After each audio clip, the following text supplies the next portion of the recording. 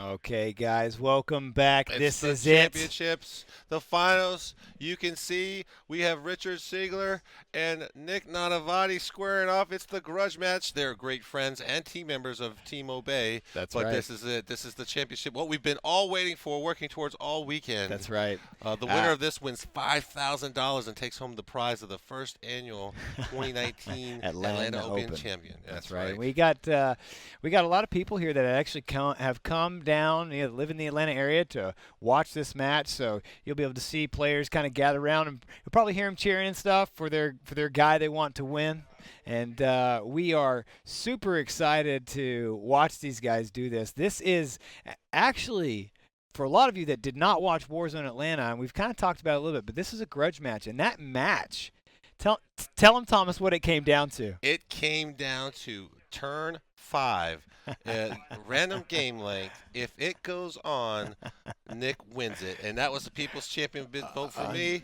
A 3+, Nick wins it. He's in the position to table Richard Siegler, and he rolls a 2, and it goes to Richard Siegler. So there's a little bit of like a rematch vibe going on here. We got a big screen poked up in the auditorium here, if you will, where everyone's kind of posted up to watch it on the big screen. Right. Obviously, they got the table there. There's some folks watching it, and then you guys at home got the front row seat. Got the front row seats to watch it via the stream. So we're so glad to be here. Damian Owen, I'm Thomas Bird. We're live from the Atlanta Open, round 3, day 3, the final champion someday, the big winner. So the way the prize breaks down, because this is interesting, right? Like we get $5,000 for first place. Yep. $2,500 for the second place. That's what right. did third and fourth get, baby? Third and fourth, 800 bones apiece. Yep. And then we rounded out with $200 for the remaining top 8. That's right. So everyone in the top 8 comes away with cash for a total of $10,000. Yep. We've already given out some money, and we're moving on to the final championship round. Who's going to get the big check? So what can we look forward to this matchup? What is Nick playing, and what is Richard playing? Yeah, so if we could pull up the list and just kind of do a list breakdown before they get going here. So when we've been over the list a little bit, Nick playing his Iron Hands. And what? Oh, so actually, I'm going to pump the brakes on that. Let's talk about we kind of heard Nick talking about it a little bit, but let's talk about the People's Champion real quick. Where are we at? Where are we at? Okay, so People's Champion, for those folks at home, have been keeping score. We are tied at 4-4. What is People's Champion if we got some new visitors? 9 games. This is number 9, so 8 games have been played so far. Every round, Dave and I roll off and pick a champion of the match. The winner of that choice wins, and the first one to 5 is the People's Champion. And I was up 4-1. All I needed was one more win, and I would become the People's Champion. Damian clawed back, and now it's tied. That's where I thrive. So we already know. It's already be predetermined. Who's your People's Champion for this match? So when Nick came in here, he was mad at you. Yeah. He was mad at you. You didn't have his back all weekend long. Every weekend, he was not one of my picks, and he keeps winning. Keep looking like a joke. So he said that I got his back. So he was like, all right, Damien, you're my boy. So we don't even have to. This dice doesn't even matter. It's out of here. Get out dice. We just got our champions. I got the man, the myth, the legend, the Nick Nanavati, the Brown Magic, the Iron Hand Master. I have the machine, Richard Siegler, on a tear. The He professor. just beat Nick Nanavati, the professor. He's about to do it again. Ooh, that's what we call him, dude. He's the professor. He is a professor. Why don't we just call him that? He is actually a professor. So He's actually, it's like double whammies. So, yes, exciting. So, welcome, everyone. So glad you could join us on a Sunday evening. Here we are, getting ready. It's looking good. So. All right, so here we go. We're going to run through the list real quick. Nick Nanavati with the Librarian, the Tech Marine, the Intercessors. We know he's got all those guys. He's running a brigade, which is pretty different for a lot of Space Marine players, but he has all the CP. He's got all the CPs, he's all the tricks, a lot of tools, a little bit unassuming if you just kind of look at the list on the surface, but man, does he use it well. And as Chad pointed out, he changed out that one third squad of suppressors, kind of moved some points around as well, and ended up with that Scorpius, which I think is a big help to the list for that additional indirect fire. 3 Thunderfire cannons is not as good as the Two Thunderfires, the two Thunders, and the Scorpius. Yeah, and especially in this format that Meta. we have here with the Atlanta Open terrain, you got a lot of line sight blocking terrain, so you definitely need some out of line sight shooting. So, and then what's your boy got here? Oh man, so he's rocking 3 Riptides, 3 Commanders, 2 of them just regular cyclic ion burst cannon Commanders, 1 a Cold Star. He's got 50-plus drones. I think he's 55, 57 drones. All the drones. And 55 is the master of making the drone safe. So Drone Life the is professor. The drone professor. It's crazy. We were watching him. He just missed the last round where he clutched 4 drone saves on the lone drone to keep Justin from advancing. So fantastic play. Great saves. Great shout out to our sponsors that have been supporting us and letting us do what we've been doing today. So for those of you joining us, we live and thrive on sponsors. We love that you get your name out there. So RS Andrews as a great sponsor of ours. So if you can get a quote. You put in like Pro Tabletop 15 or something like that, and then you can get some gigabytes and all kinds of stuff. That. Yeah, so RS Andrews, Secret Weapon Miniatures, Pop Goes the Monkey, the Army Painter. We've been giving away raffles. We'll give away a raffle during this game. You'll win some prizes from the Army Painter.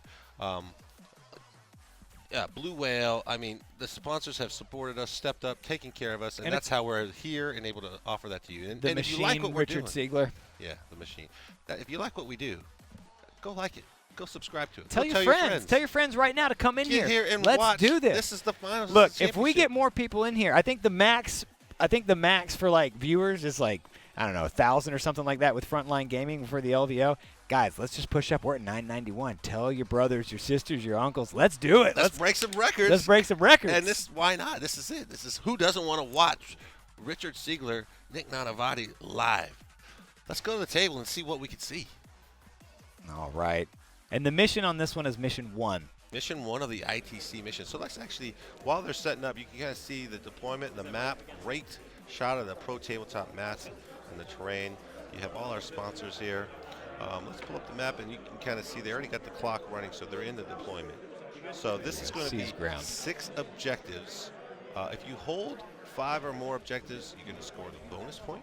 You can see where those objectives are placed. So as said by Nick earlier, like, this is a big deal for Nick. I mean, for Richard, because he just has the models that he can throw away and hold objectives, right? And Richard knows it. So they know how their opponents' lists work. They already have a game plan strategy for this.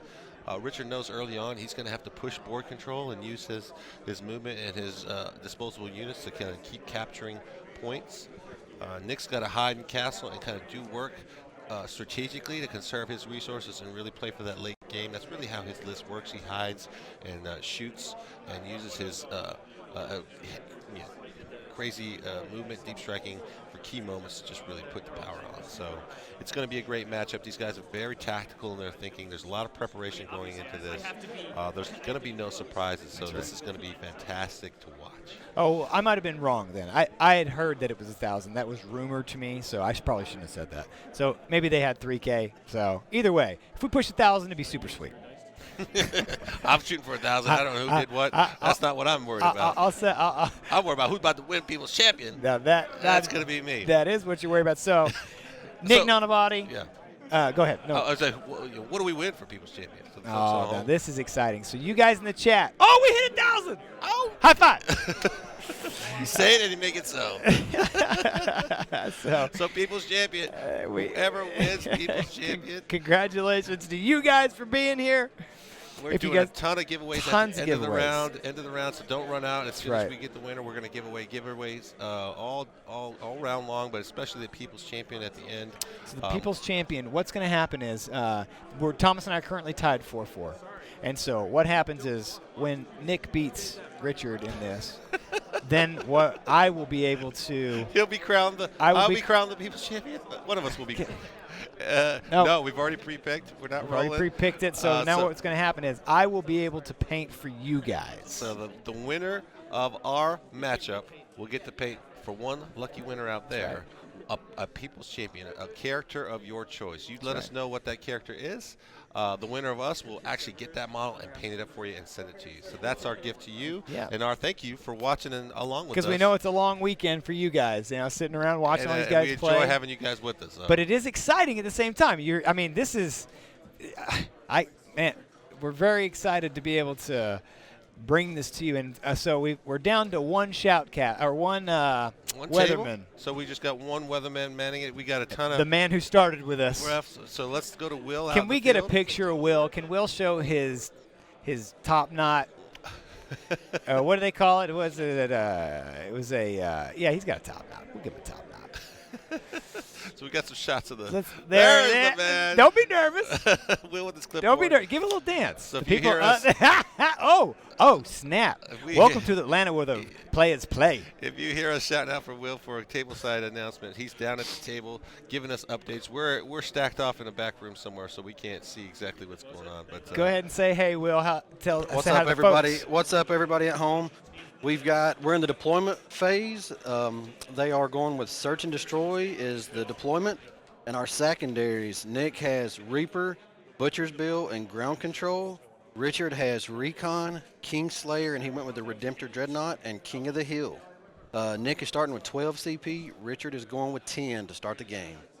All right. That search and destroy deployment. I think Richard's had that just like every single match. It's crazy to me. And that's such a great map for him on this one.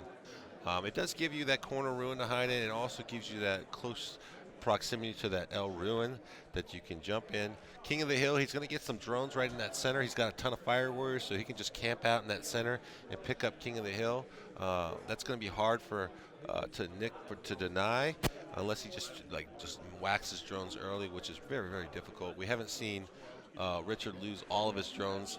I think all game except maybe that last game. I know the last drone stayed alive, so he held on to some drones. It sure did. I want to give a shout out in the chat as well for all you guys that have been here, the subs that are part of us. If you're a sub, throw up some sixes just because you can. And then also we got a celebrity in here. Do you know who it is? Who's in here? The man, the myth, the legend. There's a lot of those myth man legends around. There's a lot of them. Benjamin Bone. Oh, B-Bone from the very own Tabletop Tactics. Oh, man. Welcome. So he's in here with us. He's got Adam from the Army Painter, the best general. Adam from the Army Painter, the best general. These guys are all in here. Say hi to those folks. Thanks for joining, guys. Love to have you.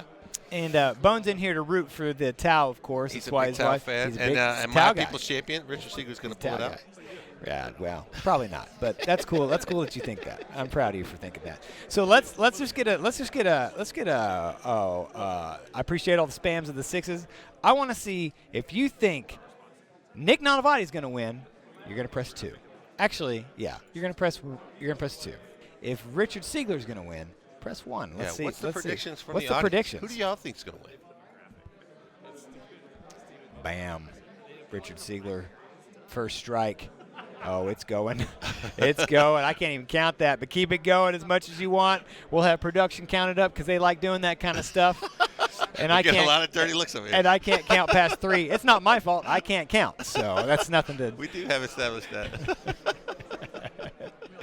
A lot of ones. Oh, the right. Siegler So they're going for through. Siegler. We're not done yet. We got 1,000 more people to go, so that's cool. Golly, guys, listen, what are y'all doing, man? The Siegler, they want the Siegler in there. So if you don't know, if you don't know what this is, just real quick, Warhammer. If you're new to this, you just found this by accident. Welcome, and this is Warhammer 40k Atlanta Open down at Access Replay in Atlanta, Georgia. We're streaming live. This is the Championship Sunday, the final game of 9. Top prize, $5,000 to the winner. This is a big deal. We're playing Tabletop Soldiers, 1v1, the 2 champions, Juggernauts in the 40k arena, Nick Nanavati versus Richard Siegler, Tau versus Iron Hands, the army everyone loves to hate. That's right. And, we're throwing it down. Just to give a shout out to all of our players as well. Everybody that came to this event. I mean, this event's not possible without players. That's right. So, and all these guys came here, man, and they They have made this event art. So, like, as much as you guys are here watching the stream, our players, like, there's nothing to watch if nobody comes to play, right? That's right. And these guys have been so cordial. Literally, the worst thing we've had happen is handing out a couple yellow cards, and that's like, I'm pretty sure I got a yellow card for walking in the wrong zone out there trying to come here. So yellow cards are not a big deal. Like, I mean, it is. It is a big deal. Don't. Let me recant that. It is a big deal. You don't want yellow cards, but I'm just saying, like, it's been very smooth because our players have been so cordial with each other. And, you know, when we talk about this, obviously we're trying to give out the best player, the best battle points, the overall winner, $10,000 to all the top winners. But, you know, we're also giving out prizes for all of our other brackets. We're also giving out, we already gave out best sports. Congratulations to best paint, I should say. Fabio. And now, you know, we want to recognize best sportsman. I mean, we've had so many people actually really fighting hard to be. We do have our best sportsman. We're going to bring him in here. Yeah, we're going to bring in our winner. Later after. Before Nick wins this, we'll pull him in here and he can. Yeah, so just before we announce that, I mean, like, what does the winner get? Like $500, dude. $500 cash to the winner of best sports.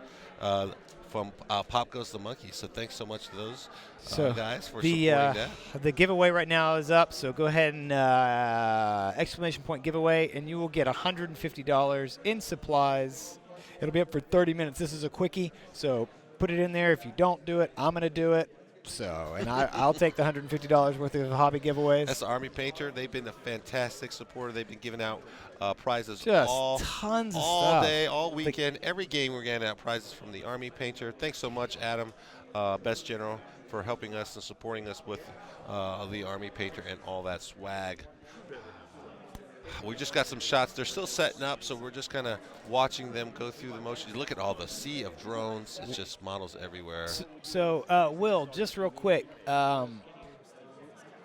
obviously, has Nick already deployed? Is he going first as of right now unless Siegler seizes?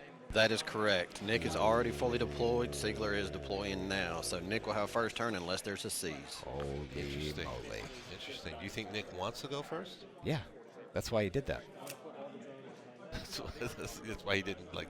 That's why he was like, otherwise he'd have been like, you deploy first. I mean, Siegler could have got the first and decided to go second. He just told us. He said he is going first. We don't know how. Okay, who won the roll off? Will. Richard won the roll off, and he's making Nick go first. Ooh, see, I thought so. Okay, I thought so. You thought so? You had no idea. You were literally swimming in the same boat as me, man. Get out of here. When I'm right, you're wrong. I'm a winner. He said, I thought so. Oh, my goodness. All right, so Nick is going first. Is that advantageous for Nick?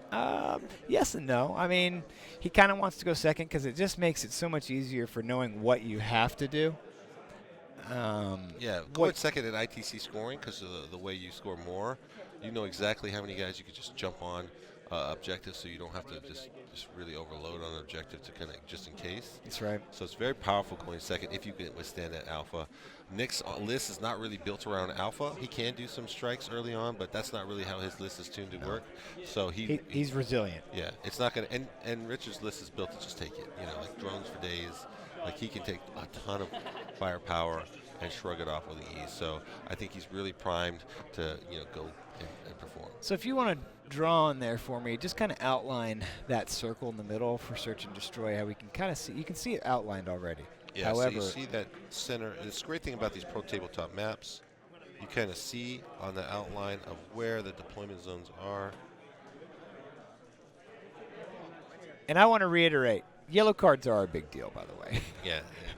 I know I said they're not, but I'm just saying we will give them out for minor infractions. And so, we have flipped the search and destroy deployment zone, so you do have ruins to hide in.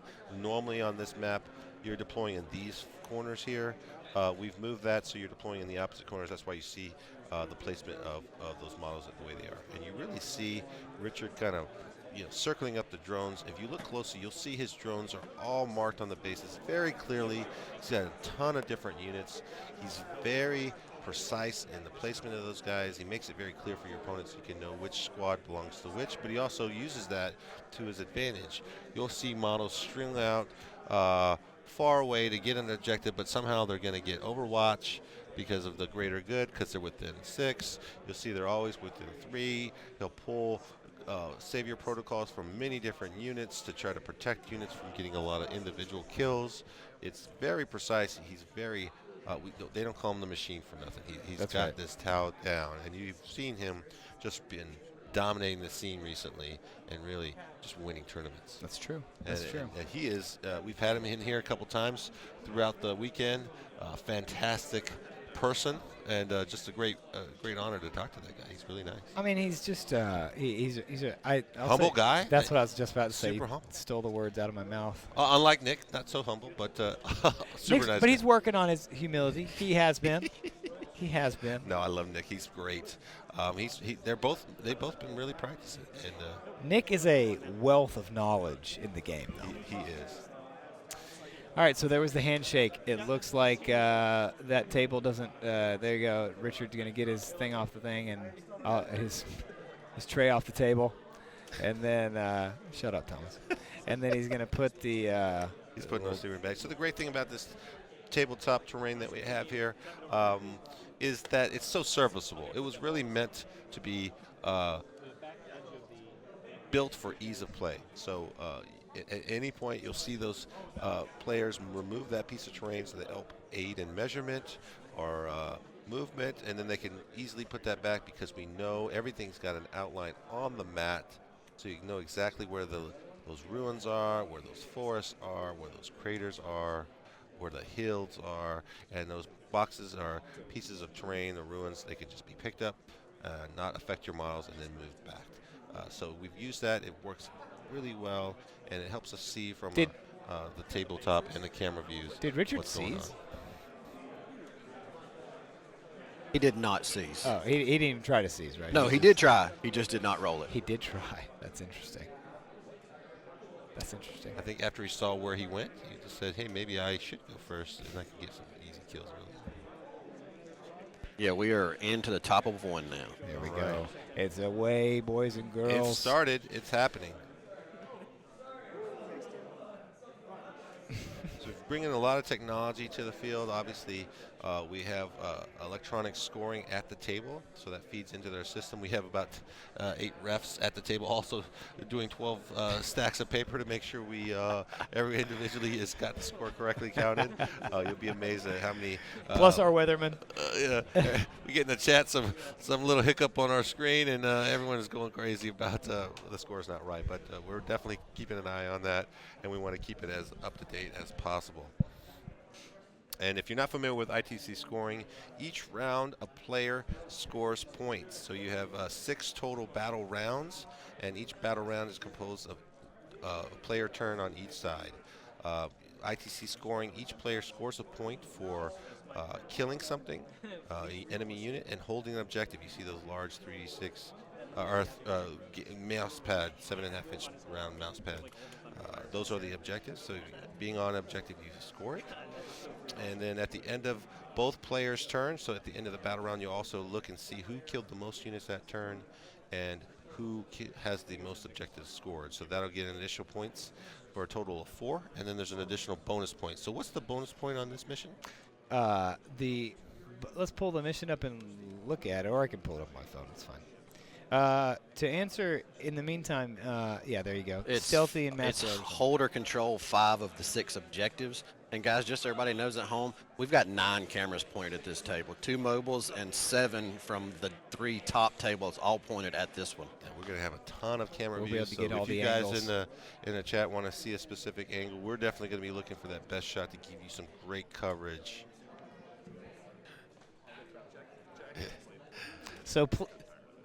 So please go ahead and request all you'd like for camera angles. It will be fantastic. Our production guys love those requests. I'm just kidding, you guys. We No, do we're really not gonna do that. It's too much for us to do that. But we will give you the angles Yeah. that are amazing. I was just messing with our production guys by saying that. Sorry about that. That was That was Damien being a little bit cheeky. Wow. Don't forget the giveaway. Keep that going. If you guys saw the look that I got, he twice now. 3 times. So you're seeing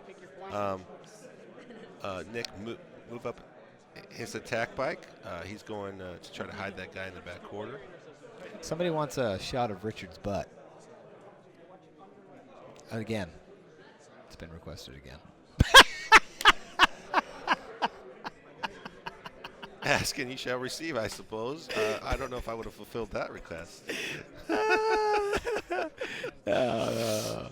That's funny, man. And you're seeing he's trying to position that, quickly looking for line of sight. What can he see around this ruin here?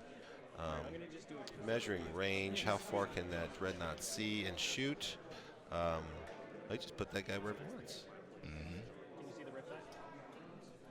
Just looking for that angle. That is a Contemptor dreadnought. It does have 9-inch move. He just puts that dreadnought where we want.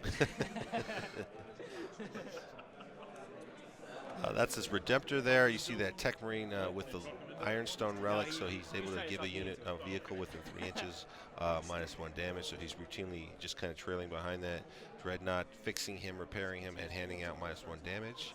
You can see he's got a stack of intercessors right here in the center, trying to threaten King of the Hill. So Richard has picked King of the Hill. He doesn't want to let him have that just arbitrarily, so he's going to really put a lot of guys in there to kind of force his hand and use that wall for cover from Overwatch. Again, you have to have line of sight unless your weapon specifically overrides that to shoot Overwatch, and that's fire when you come into assault.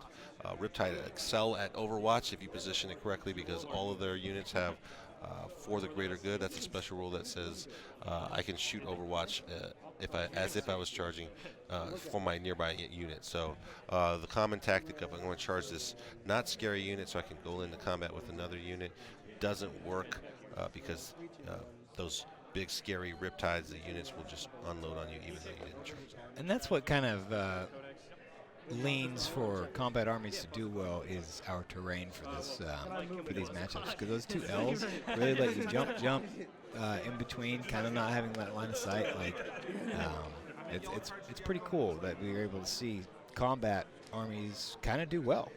Yeah, so let's talk about the secondaries that they chose. So we talked about scoring per round. Every round we're going to score. But you also have the secondaries. You can score those at any point throughout the game. Depending on what secondary is, there's requirements on how you score those. But the max you can score for each one is 4 points. So Richard Siegler, he's gone and chose Recon, King of the Hill, and Kingslayer. So we talked about King of the Hill. That's 2 multi-model units in the center of the objective, of the table. Yeah, you just need 2 in the center. It doesn't matter if your opponent has some in there, does it? I think you have to hold the center. We'll double check that. I'll pull it But he's got to be in the center with 2 units, and you score that every turn. So you can score that up to 4 turns. King of the Hill. Recon, you score that at the end of your player turn if you have a unit within each of the 4 table quarters. So here, you have to really spread out. I'll read King of the Hill out for you guys. All right, what's King of the Hill? At the end of the battle round, the player who chooses a secondary scores 1 point if they have 2 non-character multi-win models wholly within 6 inches of the center of the table. Units that score King of the Hill cannot have recon, cannot score recon, ground control, or engineers. Whoa, I didn't actually know that. Yeah, they have an asterisk next to it. So he can't use that same unit to score recon, so he has to have a second unit to kind of cover that table quarter. Kingslayer, he's got that on one of. So it doesn't matter if it doesn't matter basically if Nick has anything in the center there. So who did Richard mark it for his Kingslayer? That's 2 wounds on a character. So he probably did the Dreadnought. He marked the Redemptor Dreadnought. Yeah, probably the Redemptor Dreadnought. So on a vehicle, is it every 4 wounds? It's a vehicle monster. It's every 4 wounds you score a point. Every 4 wounds, so you can only get a maximum of 2 there. Well, it's 13 wounds. Oh, no, it's 13. What am I talking about? And, of course, it guys, Nick spent 3 CP to do orbital bombardment on everything. Oh, you never see orbital bombardment come down. What? So he's rolling for it. Orbital bombardment is a stratagem that lets you on a 4+ on normal units and on a 5+ against characters Do you think he forgot about this? deal out mortal wounds. So it's huge because these guys are all bunched up. A lot of these guys are going to take Richard's mortal like, wounds. wait a second. Well, that guys, dude- in the old Marine Codex, you had to remain still, but in the new Codex, they took out the wording about remaining still. There was a right. question, it got looked and verified, and then he spent the CP to do it. Yeah, you don't have to stay still anymore. I also believe you don't require line of sight. It used to be that your warlord You had to see the spot. Yeah. So Now he's just like, I pick a point, and you roll a d6. That's the radius of the explosion or the orbital bombardment point. So it is very random. You need 4 pluses for each unit, 5 if they're a character. If you roll that, they suffer D3 mortal wounds per unit. So it's a little swingy, and 3 CP is pretty expensive, but it could be but he's quite got brutal. tons of CP. He picked up 9 drones, guys. That is huge. You don't just pick up 9 drones that quickly or that easily. Wow. Unexpected surprise right out of the gate. I think he's been saving that one. I don't think Richard was planning for that. I don't know that Richard could really defend against that. I mean, because he has to group no matter what, right? That's how his army really wants to function. And you know, that's all. Wow. 9 drones. Well played, sir. Good gracious sakes alive. So there's a quick shot Did he do any damage to the Riptides? And since they're mortal wounds, you can't look those out to drone. So He's just like, I see one marker that is down to 11, so it's looking like 1 took. wow. Freaking, oh, and he's shooting his Thunderfire cannons there, picking up some more drones. there we go. Thump, thump, thump. So what's firing Is right he now? is he firing the Thunderfire cannon into drones? Yes, that's correct. And there's also a 5 marking here, so the commander might have taken some wounds also. Wow, he hit the commander on a 5+. I like Deluxe's commentary there. Where do you want it, sir? Do you see all the drones? Target. Boom. You just picture that. Oh, dude. The big cannon from space just firing down on the blob of enemy models. Oh, the carnage. Exterminatus. That's fantastic. How cinematic. I mean, you know, you just don't even think about. When do you see someone bust over the bombardment? None during the weekend that I know of where somebody was like talking about it. Wow. My So goodness. yes, guys, the 1 Riptide is down to 11 wounds, and the commander is down to 5. Well, and Richard. I don't think mortal wounds can actually be pushed. That's right. And because Nick was the top of turn, he didn't have Phil No Pains up to take against anything on the suits or commanders. That's right. So his sense of stone. Does he have an ethereal? What does he get? Feel no pain on normally. Yeah, because he does Sense of Stone, the ethereal guy. He's got an ethereal, right? Yeah. Yeah. He could. That's one of his abilities. He can pick once per turn. Units That's why he within does it radius. before he does his Overcharge. overcharges. Unknowable reactors. The Riptides can power up their systems and buff their suit, but it takes damage on them. So for the players, guys, the reason why we're not putting mics down there, we have them mic'd right now. We could listen to them, but the problem is number one, they're not necessarily trying to talk a lot. It's an extra added stress to a lot of these guys, and we want them to just be able to fully focus and give the best type of game that they can produce. And if we need to hear something direct from the table, we can give it. Richard just made all his Feel No Pains on one of the drones that was 1 left in a unit. Oh, Richard doing Richard things. He's like, you're not going to get all of those drones. Feel no pain. He did that in the last game to deny Justin Lois access to a kill. And he did the same thing to Klaus. He did. He's been doing that all weekend long. He's like, one drone Just I'll wins make me my the game. saves. Make the game. It's insane. And fantastic all at the same time. That's right. So what is he looking for right there, Will? Is he just... All right, so have we finished the... He was asking if he owed him any leadership checks. Okay. So is he just measuring 9 inches out? Yes, that is correct. So, inside reserve, we still have 2 units of suppressors and 1 drop pod with Grav. So Nick has opted not to drop the Devastator drop pod just yet. Did And they those suppressors have been doing work all for game. sure? Do they have crap, I forgot what I was going to ask. Oh well, guess it wasn't important. It actually was important, but I don't remember. I read the dadgum chat. So Nick pulled off Butcher's Bill for killing more than he killed 2 or more units. Reaper is scored at the end of the game, or actually as you kill models. did he kill any unit? He's got to beat Butcher's Bill. Oh, of course. Guys, he had 2 total kills. Yeah. How many 1 units did he kill? That's the better question. kill 1, hold 1, and a Butcher's Bill. All right. So we can see that right there, 2-0.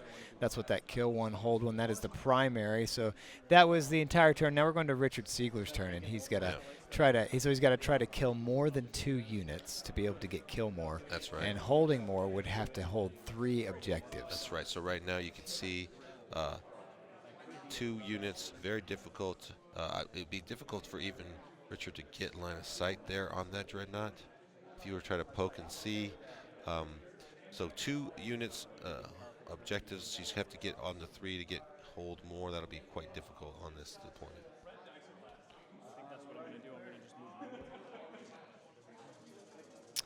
And unlike a lot of the Space Marine lists we've seen this weekend, Nick does not have any Centurions. He does not have a heavy assault element. Well, he really just uses his shooting and. He's got his Smash Captain. He's got the Redemptor. Yeah, but he doesn't use those offensively to go out and push. No. It's really a counterattack. He doesn't need to. Yeah, he'll just sit back and shoot you all day long, and if you come in on him. That Smash Captain, it's just amazing with being able to swing twice how much stuff he can clear. Yeah. I mean, it's literally like a torpedo that he shoots into something, right? If he needs to and you kill him, like he just lets him fight again. So where is the Smash Captain right now? Is he up there with the Intercessors, or is he just chilling back in his zone back there? Guys, he is back here in Nick's castle. Okay, cool. There's a really cool shot of just being able to see what that. Can we get that Dreadnought? Can we get that Dreadnought in the back? Just get the Dreadnought in the back. Get him. Focus. Oh man, that felt like I don't know, man. That made me uncomfortable. So we're trying to look back here. Can you do it one more time, but this time bring it into focus? Just like that'd be so sweet. I'd be so excited to get that Dreadnought line of sight there. It's not anything important. It'd just be sweet. I think they're trying to pull that camera frame in. All right, let's try to get that camera angle back again because that was. Oh wait. Oh, is it going to come to vote? Oh, look at that! There he is. Oh man, that's what we wanted. Yeah, thank you so much, camera guy. Price, making it all worth it for everybody here at the studio, man. Price, thank you, Price. Thank you, sir. Oh, that's fantastic. I feel like that was satisfying. That felt like I don't know. It's fantastic. I don't know what it felt like. So, okay. So we're currently. So we talked about Richard's 3 secondaries. So Nick's secondary as well. Richard's thinking about his movement here. He's pushing some drones out, trying to figure out how. Which direction do you guys think he's going to go? Left towards Army Painter objective or towards Secret Weapon objective right now with the Riptides? If you had to guess, where would you say? Because he needs line of sight on some stuff, right? And you got to think, Nick Nanavati, he picked ground control as his last Secret weapon. He's expecting to kind of last through some of Richard's shooting. In most of Richard's games, not much. There goes left. Secret weapon. You called it, baby. Oh, he's going Look secret at weapon. that. You guys called it straight away. So he's jumping Our here. chat is smarter than the average burr. Here he comes. Measuring twice. It's interesting that he moved that first versus moving the drones to see how far they get, just in case. I know he moved some of the drones, but so he's really. I know he's got plenty of drones and he can here. get there, but Try to he is being whittle very down aggressive. these guys. He's being very aggressive. And that's what you see out of Richard Siegler. That you That's what don't he see says he out of does. A lot of Tau He's opponents. like, I kill little stuff. He's like, he pushes those guys hard. Well, because he knows they can survive, dude. So he can use it to pick up. It's like, yeah, I mean, how do you kill? Can Nick even kill all that stuff in one turn? No. It's going to take Nick like 2 or 3 turns to be able to do it, if he even can. Yeah, and you can't really bring those guys down until you really thin the drones, because they can look those wounds out to the drones. So you don't want to spend your firepower too early until you whittle down the drones. And the drones are very durable. Shield drones with a 4-up invulnerable save and a 5-up feel no pain. Really hard to dislodge. It's got so many. But yeah, That's why it was such a big deal. Just nuke 9 or 10 at the beginning. it's huge. And then what we're going to see, I mean, you guys got to remember, we got drop pod coming down with Grav. Yeah. Grav amplification coming in. And so the last time we played this, too. the last time we saw this at Warzone, it did the same thing similar. 2 turns of shooting, and then the pod came down, and Nick was just able to clear off the last of drone before his Grav guys got to shoot, so really only left... he picked up 2 Riptides in total, or did he just pick up the one? He just picked up the one that turned, but the drones, the way he had cleared them off, they were outside of 3, so he still had some drones left, but the ones that were critical to look out to were out of range of one of the Riptides, so he was able to use the Gravs to just pick that. That's a great question, Will. Hey, did he do Monka this turn? No, he is saving everything like that. He saved it. So he's done that before in the last game against Justin Lewis. Yeah. And against Austin. Yeah. He saved that all the way to the end. Yeah. So now he's just moved, and he's going to take his shots there. I love this. He's talking about poking that gun around the corner on that Riptide closest to the tabletop close to the pro tabletop in the middle. Can't see it right there. That gun is just poking right around the corner.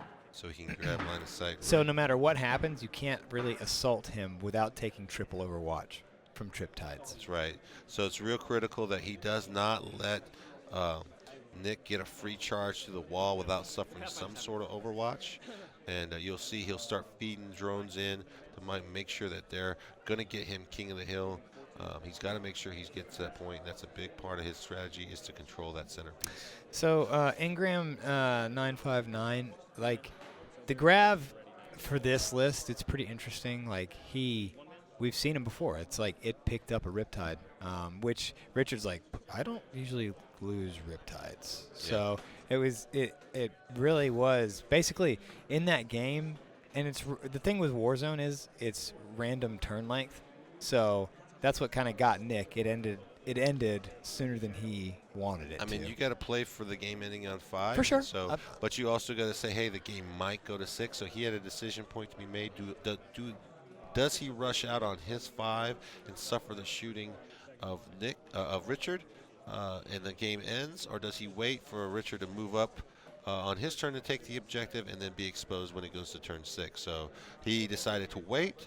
Richard moved up into the objective, and then the game ended, and so he was able to win by that roll. But he was exposed. If it get on, Nick was in a position to do full damage to him and probably table him on that turn. So it was a fantastic game to watch. It literally came down to that die roll for the winner. They both talked about it. They both knew what was going to happen. They shook hands before the die roll, and then we saw it. So fantastically close game, and we look like we have another nail biter already building up here.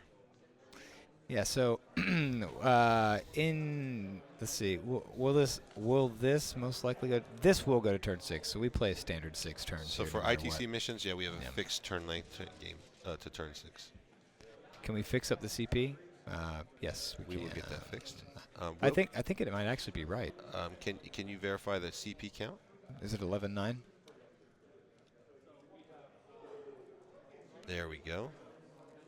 The Riptide support system. All right, he's got 9.9. He's got velocity he just tracker. Spent. Does he have velocity tracker or ATS? I thought he had velocity trackers. The iPad's dead. Can you find out if he does have ATS or velocity trackers? Can you verify the Riptide loadout on the Will? He might have both, actually. Yeah, like Chat said. Chat said he just had both. All right, we got that covered. I think he's got 2 and 1, obviously. Obviously, he has that. Don't you know how to play Tab? Chad is correct. All the Riptides have advanced targeting system and velocity tracker. Okay. There you go. Yeah.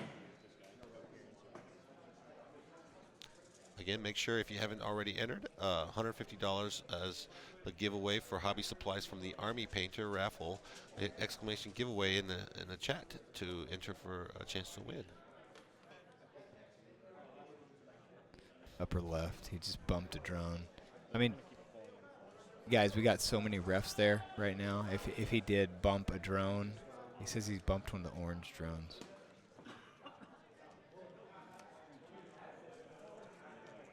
No mon cost, so they'll take movement penalties unless he gets marker lights. That's right. He will. Yeah, he will. He's not that worried about it because all he's got to do is just kill these Marines right now. That's his like main focus. Because if he kills a great deal of the Marines, And number one, he'll get kill more. You can 'cause see that gun there. He's just got to kill 3 things. So he's got 2 Riptides in line of sight that can see. I thought he had 3. I thought all 3. Oh, yeah, he can. He No, definitely can. he This does have can all see. 3. Yeah. Yeah. Can we get a shot of the? Can we try to get a shot? Yeah. Just come to the left side of the Riptides. I don't know if you can get from behind Richard, seeing the. See those intercessors See those behind intercessors that L room. right behind, right here. Let's see what we can see there. See if Get we a can shot. see their line of sight on how many can actually see. I imagine it is all 3, but we'll see in a minute here. All right, needs to slightly go to the right. Just more right, more right, more right, more right. You need to see all the way down that L. No, you need to move your. There So, we and go. then slide it to the right as far as you can. Keep going more right, more right, more And right. Just a little tall. We got Oh. obviously Oh. Richard's No, trying to play the it's all right. game, so It's all we'll right. try to come back to We'll that try to shot. come back to that shot and see. Yeah, the one that's closest, his gun is poking on the wall. It's just a matter of that third one back there can see them as Can well. this guy see here? Yeah, And I believe he can. I'm on pretty the, sure he on can. The, on the edge here. Yeah. Very cool, very cool. And just for those at home, let's take a look at what those Riptides are shooting and why that's so bad for those intercessors in the ruin. That giveaway should be coming up here just in a little bit. Now, did he pop the 3-up invulnerable save, or did he pop the extra shots on the Nova reactor for those Riptides? Will?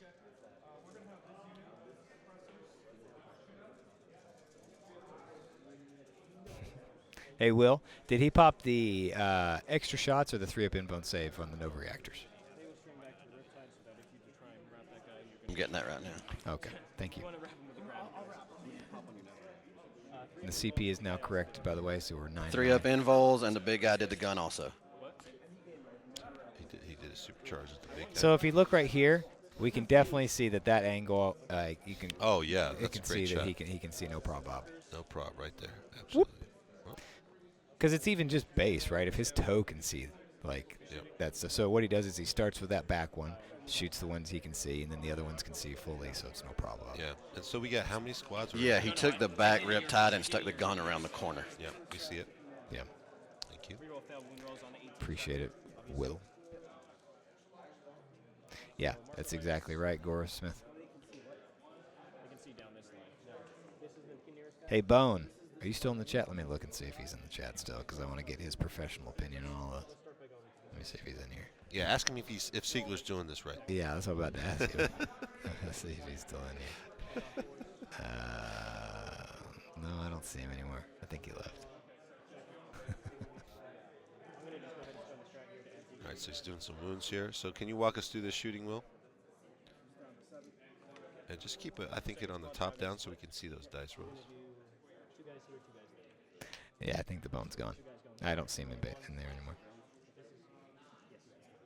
Drones are shooting at the intercessors right now. Base is definitely part of visibility, Valerie. Yep, Any part part of the model. Yep.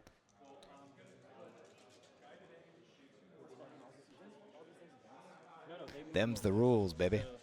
So we got some drones popping off, the few that could see before he jumps into the big guns. It is late there. It's only about 11 though. It's not that late. It's not that late, dude. It's like 11. It's like 11:30. Yeah, because it just keeps it. Because it's going to. So Will, let us know what's shooting when it comes up. 10. Look, see, there you go. We got some English people in here right now. With the first. Oh yeah, it's 10:30. 40K don't wait. Fusion Mander is shooting at the unit of intercessors. Oh, the fusion commander could see? Oh, wow. Wow. Yeah, they had a ref check that. -4, no cover. We got 3 fusion hits. 9 a.m. in Kills, Australia. kills, kills. Oh no, wired current. We wish you could stay here with us. It's almost like. Enjoy your dinner though. What are you having for dinner? Next one is 12 man. 12 shot. We will be rebroadcasting, so if you miss it and you want to come back and watch it later, we'll definitely have it up. There we for go. The prize is up. Matrix. You He's just shooting won the big $150 cannon into worth the of full Army squad Planner and SMS supplies. into the small squad. you. All right. Is that the Neil? Neil Kerr. There he is. Shout out to Neil. Thanks for Thanks joining, thanks for dropping by, buddy. even after a 5-hour drive. Wow. Or maybe it's during. It might be during. Be safe. We're about to do another one. You guys get ready. The next drawing is coming up. Don't ask me. Yeah, Bo's This still guy here. is the pro. Bone, you're back.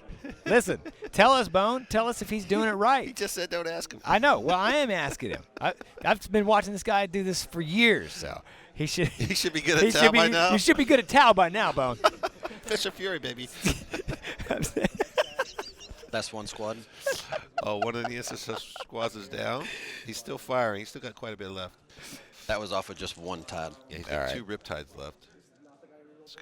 So if he does kill these intercessors off of this objective, that will give him hold more. Nick just spent CP to feel no pain. Oh, he's going to pop his Feel No Pain to a 5+. Actually, to a 6+, because he's Iron Hand successor. This is Iron Hand successor. And he is running, I think that question was asked earlier, he is running a successor chapter, Master Artisan, and Stealthy, kind of the standard go-to these days. Stealthy gives you cover if you're outside of 12 inches. That's right. And then Master Artisan lets you reroll 1 hit and 1 wound per shooting. Actually, per turn. I mean, so you can do it during per phase. Bone says he needs more toga. That's all I can say.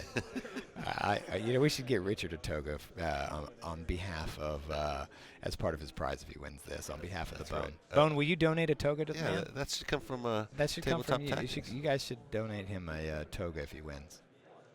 This is the SMS off the next strip tide, shooting at the same intercessors. So they're or just the gonna- last ones. They're just going to fire down on those guys.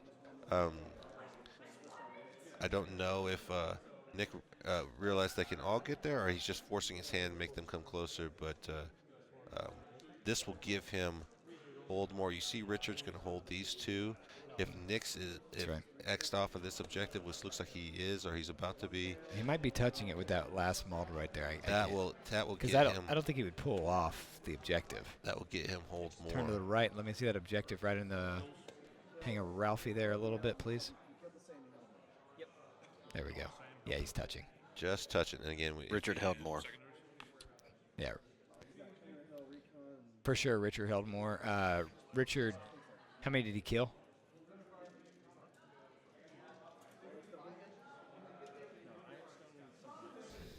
Okay, guys, go ahead. This is the People's Champion giveaway.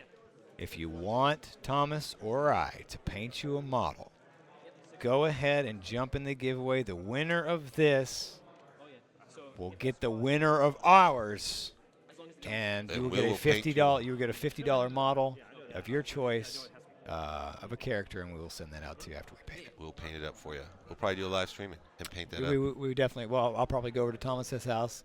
Him and I'll sit there and goof off, and we'll talk about the meta. and paint you a fantastically painted model. Paint you a fantastically painted model. I think we have some pictures of our paintings. We do have pictures of our paintings, but production doesn't care to put that in there. So All right, guys. Yeah, I did. I The emailed it score to you. should be up to date in the system, so the app should be correct. I did. I sent you 2 emails. Get out of here. I did it like 3 in the morning. I was so tired. So the scoring here. So now we're on to turn 2. Nick is taking his first turn in round 2. Oh, Red says, you mean Thomas would actually have somebody paint the model? I thought he just had someone paint it. So, I would paint it instead of having someone else. Yeah, no, you just get, no, you My just, painter is you're- actually you're in like- the room. He's laughing. He's over here laughing. I'll paint this one. No, Thomas is actually a really good painter as well. I'm excited to paint this. He one, d- he yes. does- he does I'm like going to painting. win this People's Champion. Don't let me down, Richard. All right, so Richard, did he kill more? I'm sorry, I missed that. Oh, we see right there. We see. So they 3 to killed the 2. same. They killed 2. And then he held And more. There we Richard go. held more. So There we that's go. why There you it is. see The 3 to 2 there and a 2 here. Yep. King of the Hill was acquired. Recon was acquired. Kingslayer, of course, was not. Yeah. Because he had no line of sight on the Dreadnought. Or he's out of range, actually. So he's got plenty of time to pick up Kingslayer.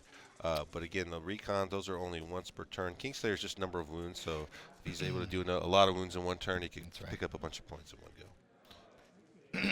That's right. Now, Nick's objectives this turn, obviously, Butcher's Bill, he wants to kill 2 units. He wants to kill a lot of units just because that gives him the kill more in case Richard does not kill that many units on a turn, so it's always kind of a balance. He does want to thin as many drones as he can so that his drop pod Gravs can come in and take out the Riptides. Obviously, the Riptides, the 3 big units for Richard, are the bulk of his shooting. He does have a couple commander units that have a lot of utility and a lot of firepower. That's right. So they can jump in and do work, but the Riptides are usually sitting there hammering all game, and that's just a lot of firepower to weather over the course of 6 rounds. Let me pose something here. I think it's interesting how Richard has baited out that first Riptide for him. And that's what that is. How Nick has, or Rick? No, he's Richard. Richard has baited that. Look, there's not very many drones around it. It's like Nick's like, oh, I can get this one, and he's closing in the gap so that he can try and get this thing. I just think it's So are these drones within 3 right here? You got a couple drones here. You got a couple drones here. There's actually a lot of drones there. He does have a lot of drones in there, but I just think that it'll be interesting to see where he drops the drop pod. If he does it this turn, I mean, if he waits. I don't think he brings the pod in. He might hold it in. I think he's going to go for one more turn. He is moving this guy up, so that's interesting. You see, this Dreadnought has moved up closer. I guess there's no getting out of range of the Riptide, so there's no real reason to stay back. He does have a chain. He's got a chain. Like, both of them can fight. They definitely can fight if they need to. Now, what he needs to do, though, is he needs to keep clearing that midsection as well. So he's measuring right there, looking in the midsection. He's like, I gotta punch these guys out of the middle to make him have to keep pushing another unit in there to the middle for King of the Hill. Yeah, let's drop down. It's actually 2 units. He's got to put 2 units in there. He's got to put 2 units. So let's take a quick shot at the top. Come on. Yep, Connor, the players are mic'd up. We do not have them going because they are mic'd up, but we're not playing it. Simply because we don't want to distract the players from having to talk, basically. So, because a lot of times these guys don't like to talk when they're playing. Richard Siegler is pretty quiet most of the time. He's very good about telling you what he's doing, but he's also quite soft-spoken. So, having to harass him at all, be like, "Hey, can you walk closer?" or having to turn him up so loud, and you get a lot of background noise. And there's a lot of people crowded around these tables. Guys, even though we have so much on the line, I don't know if y'all can see it. It's off camera, but Nick's bringing in a unit of his suppressors, and he's like, I won't line of sight to these drones here. What do I need to do? Richard literally came around and moved them to where they could see. Wait. They're good, yeah. What? He was asking about line of sight from his suppressors in this corner to these drones. And he's like, what do I need to do? And Richard was like, here, just do this and this, and we're good. So it's just a very gentlemanly game. Dude, Richard's stellar. Richard's stellar. Wow. You don't see that every day, especially when $10,000, $5,000 is on the line here. No, you really, really don't. Well, here's the thing. We say that, but we've we're had setting, nothing but the opposite. We're setting a precedent. That's right. We've seen nothing but the opposite. Everyone has been fantastic. And honestly, you know where I attribute that to? Our refs. Like, we haven't really talked about the refs very much. I mean, we have a little bit here and there, but these guys, give Richard a yellow for being too nice. So these guys, these refs, man, they've been doing a bang-up job. Like, they're so good. They're very polite, but at the same time, they are stern. And these guys aren't just anyone off the street. We talked about this. We have some people they were like an interview process, basically, by being a ref. These guys know the rules, and they don't just jump and drop a crazy decision that you know is obviously not the way. They get the rule book out, and they show you. They make you show them so you can learn. So, okay, player's choice. We're going to pull up some pictures here. While they're doing that, let's take a quick look at what you could be getting an example of. Who's the best painter? Who's the best painter? Picture. Can we pull that full screen, man? Picture's not enough, man. It needs to be the big. Fine. Fine. That's fine. There you go. That's my Mortarion I painted. I know it's not all the way finished. There's a Dakabot I painted. All my stuff is hand painted. I don't airbrush anything. It's pretty cool. Dakabot. I was actually pretty proud of that one. And there's a Nurgle guy. That's one of my most recent ones I painted. A little Blight Lord Terminator. Pretty sweet action. Now we're going to go into Thomas in a little bit at some point. I'm so happy, dude. Like, honestly, if I could yell and not get you mad at me, I would. So I'm being very reserved right now for you. So we'll just give us a quick update. What's going on? What's shooting right here? Right now, Nick is shooting, just picking up drones, trying to clear as many drones as he can. Thunderfire shooting. Thomas does finger paint models. That's true. Paint by color. Paint by Redemptor number. is shooting right now, guys. Got the Redemptor. No, there's not a certification or anything they have to undergo. What we went by is like tournaments and played and like, and just basically knowledge of the rules was number one. That's our number one thing. And so we found guys, it's just people that we actually know from around the area. We had refs travel from up to 6 and 8 hours away to come here and ref this event for us. It was really, really cool. For what they did. So you see he's shooting in here, trying to just thin the drone herd, seeing if he can do some work to allow this last cannon guy to do some work on that Riptide. That's right. They all have 3-up invulnerable saves, so even if he was to get one through the drone, still has a 3-up invulnerable save, so it will be difficult to get one through unless Richard rolls low. Now That's he's right. shooting his other dreadnought at both the Riptide, and then he's splitting fire into the drones. Could you tell us what the holy subs? Gifting 5 subs. Thank you, Lockcrest. Very, very kind. We really appreciate that. Big deal, big deal, big deal. You asked a question. What was the question? There's a question. Hold on, let me see here. Make sure you enter that chat. People's Champion, we've been playing all weekend long. The Contemptor Dread, his relic is that bounce out of combat one. I mean the Warlord trait. Sorry. Or what did he take on the Dreadnought? He actually probably didn't do the bounce out of combat. He usually does not take that Warlord Yeah. trait. We'll get that clarified. We'll figure it out here in a minute. Lockcrest, thank you again for all the subs that you gave. That's awesome.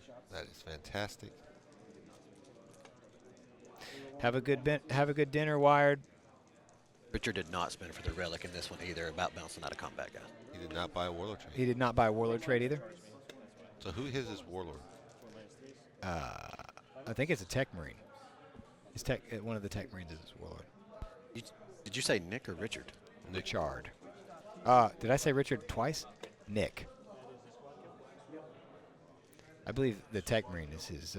Well, he's got the free relic as the Ironstone, but did I know, but I think he buy another Warlord or a Warlord trait? I don't know. Well, it probably says that in the list. That's right. We're a little lazy.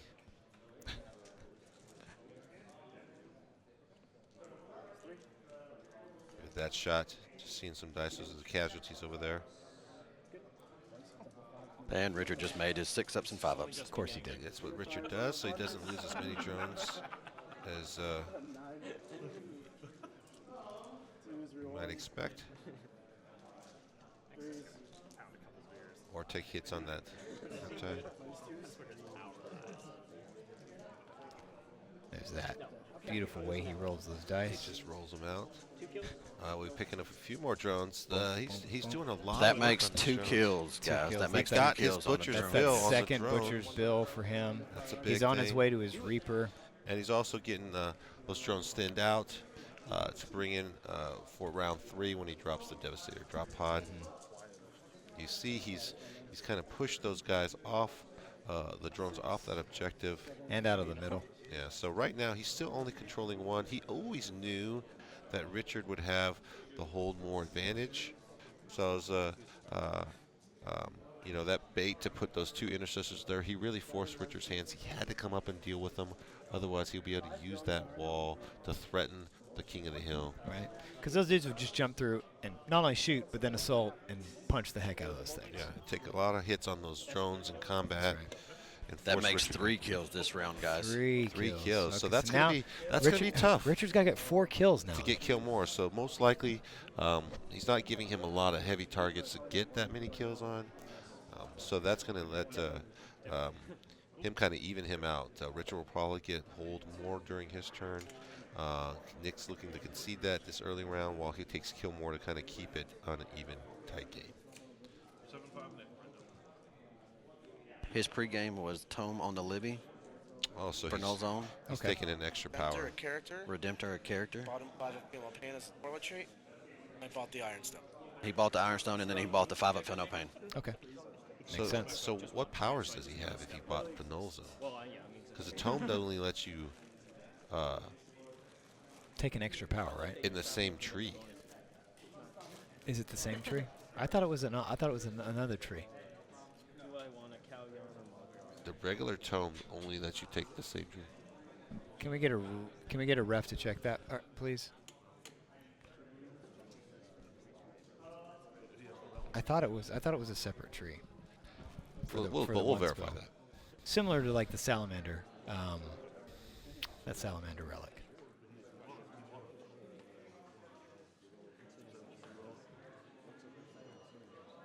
Ooh, that's a good point. Was Siegler spreading out in the middle? Or I think he had I think he had 2 in there. 'Cause he did take recon, and remember, he cannot cap King of the Hill with anything that he has. Richard just confirmed that the way Nick took it is correct. Okay. There you go. He said when you buy the tome, the way the tome's worded, it allows you to buy from any tree. Yeah, I thought so, man. I thought that was the case. So we'll see what he does on this next one for getting the point.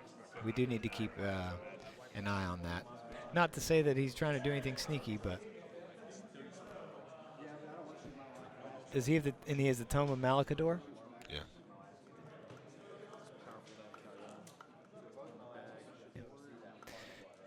You can read it to him if you want. Yeah, now we have it here in front of us, but it definitely says he can know any power from any discipline they have access to. What you can't do is what I was thinking of, is take a Phobos librarian and then take no zone with him, because he does not have access to. Red says if he wins this thing, that he's for the whatever he wants me to paint up an Eldar flyer. $50 character. He's just gonna give me an Eldar flyer and be like, "Here, you paint this." No, Red, I'm not gonna do that. No, No. gotta have our standards. Pick one of your goofy characters that you use for your corn guys. 18 is behind this right behind it. So this is Discussion going on here. What are they talking about, Will? I have to move this dude. He's talking about the distance he's having, so he's trying to decide if he's using his Cow Young or not. He said he wasn't, and now he's talking about the distance he has to move to be in the different ranges. So they're you're just talking about talking about it Monka before or he Cao moves. Young? No, he saved Cow Young. Right now, he's explaining how far he intends to be. Okay. Just that way they know when they get to that stage. So those for you just joining us, we are live at the Atlanta Open. It's the Sunday Night Championship, Round 3 Finals. Nick Nanavati versus Richard Siegler. We're in the bottom of turn 2. Richard is in the middle of his movement phase, playing his soul-crushing Tau against the army everyone loves to hate, Iron Hands, piloted by Nick Nanavati. Josh Lemon, does it have to be a 40k character, or can it be a nice little AOS one? Oh, Age of Sigmar. I don't care. I think we don't care. I don't care. So this guy has to get out of the way so the commander can sit here and deal with an 18. We will supply the model that you choose, and we will pick it up for you. That's right.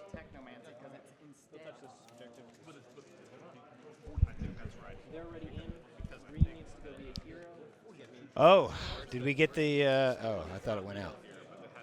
My bad. I'm gonna shut my mouth. You have if you take Technomancer instead of the others. It's not simple. You take all of your powers from one decision. What's the new thing? All right. So did he make his decision whether he was popping anything or is he saving them again? Cao Yang or Monka? I don't think he's doing Monka, but is he doing Cao Yang? And just for the folks at home, remind us what those. He is still being patient and saving them, guys. Okay. So Monka will allow him to advance. And Nick said it's very unfortunate.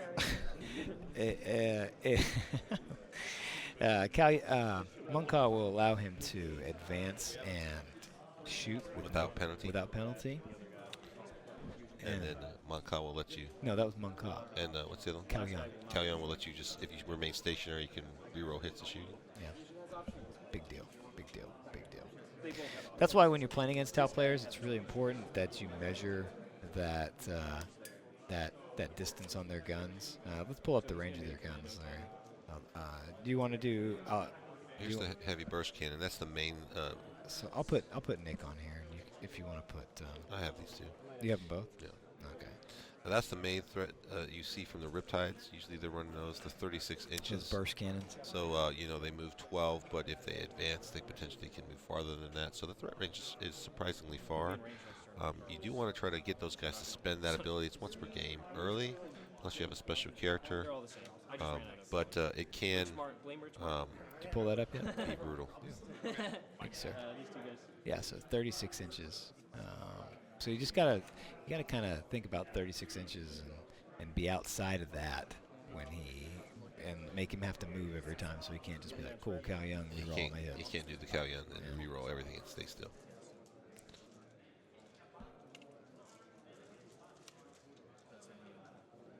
Awesome. -2 with guys on HBC. With ITS, yeah. Yeah. High. Or ATS, yeah. No, the high. What was That's the heavy burst? Heavy burst cannons, yeah. So that's just the base stat without any modifiers, yeah. That's right. Shadow Sun does let you have double Cao Yang. Or, yeah, I think it's. Is it only Cao Yang, or can you do either one? Yeah, ATS gives you that extra minus AP on the That's right. Riptide, so that really makes that -1 much scarier at -2.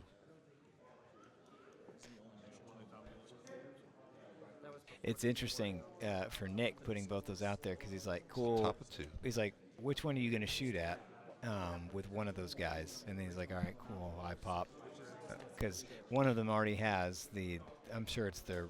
So you have Ironstone here. And then he's just going to pop and he'll just do half damage on the half other damage there. So all those 2 damage weapons will turn into just 1 damage on the Dreadnought. So he can really. He can actually survive. Force him to dump a lot of shots and still not suffer the full effects. Because wounding on 5s is not great. That's right. They are strength 6. The Dreadnoughts are toughness 7. So while he'll have a lot of shots, he'll still need 5s to wound. And at -2, not ignoring cover, if he doesn't get any marker lights on him. I mean, he'll get marker lights on him. Why would he not? I don't know where the marker lights are at. That's fair. But again, he's not. He moved, so. All right, so Will, let's walk us through what's going on. Richard just finished his movement phase, and he's going into his shooting phase. Nice. What is he going to start shooting first? What's the stats on these guys? He's contemplating right now. Okay. He's asking for stats on the Dreadnoughts. Okay, cool.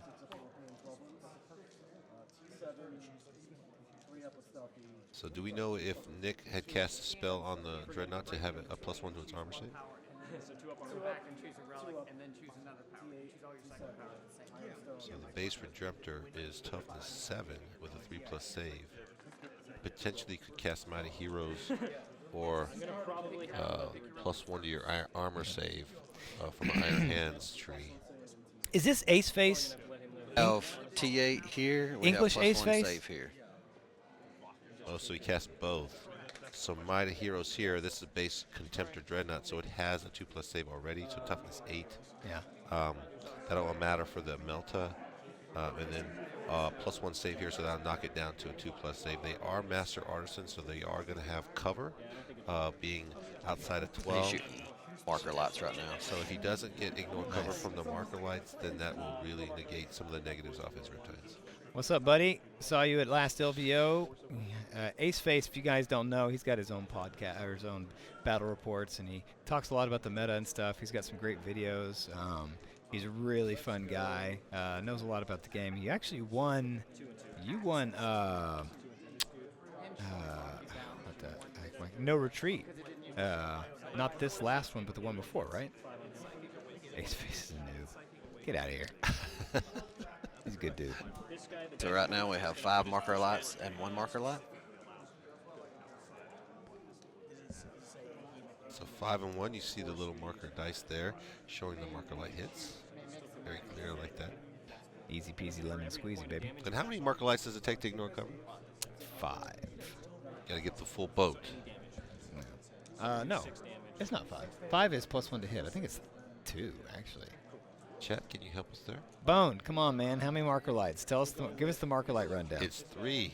3 marker lights, 2 ignore cover. All right, so he'll definitely ignore cover on the Contemptor, so his -2 will force that Contemptor to a And then 4-up 5 save. is +1 to hit, right? Isn't that right? No, 5 is +1 to hit. You get it all right. 4 is +1 to hit? Oh, 5 is the... +1 to hit. I think 1 is just reroll 1s. So many bonuses. It is so many bonuses. So here we are. She's shooting at that Thank you, Relic Bone. Contemptor.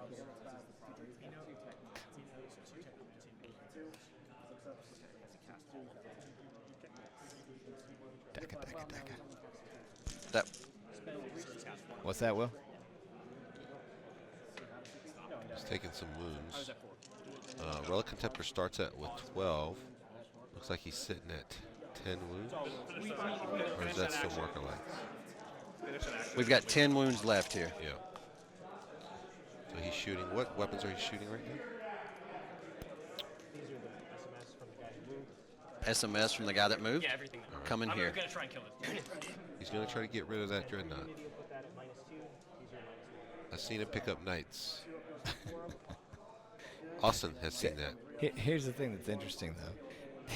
These guys are actually harder to pick up than Knights in a lot of ways, with only doing 1 damage. Oh, yeah. And then only being taken 2-up saves. And this is about to be the cannon shots going at the Dreadnought. All right, so you see a bucket load of dice here, trying to hit. Now he's hitting on 4s right now, or +1. He's got the marker light, so he's hitting on 3s. Is that correct? Maybe 4s because he moved and he got the heavy penalty. This is the to wound, and 5s and 6 are on -3 AP. There's your scores. I did the SMS first. So yeah, we're hit the bottom of turn 2, in the middle of Richard Ziegler's shooting. He's got his first Riptide kind of opening up on this cannon here. These are 5 ups. Okay, they're all 2 damage. Okay, so Josh has posted everything in there. 1 is to reroll 1s, 2 is for Seeker missiles to hit on normal ballistic skill, 3 is to not suffer the penalty while moving and shooting heavy weapons, 4 is the bonus to save while in cover, and 5 is +1 to hit. So there you go. Thank you for that. Thank you very much, Josh. That was a lot to type. Look at that split screen showing a side shot of each player. They're actually on Nice. opposite sides of the table. That is cool. Both part of Team Obey, so you see their jerseys there. Fantastic shot. Yeah, that's a split screen in a split. There's in Kelly a, Wallace, in a our mini head judge, picture. head How TO. cool is that, you guys? Head ref. That's neato.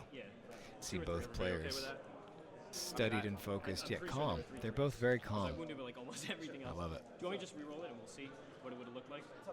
Take the. Alright, we'll see what it would look like. Kiwi, I don't know Dan, so I'm not going to say that to him. I'll let Thomas do it if he wants to. What is he asking for? I don't know. Kiwi wants to say something about Dan. Everybody good? I'll let Thomas do that. Why do I got to talk about things Because being sticky? I don't. That, yeah, okay, that's your department. Man. All the rest is these 5 are at -. Wow, Will's got something psychedelic going on with his shirt.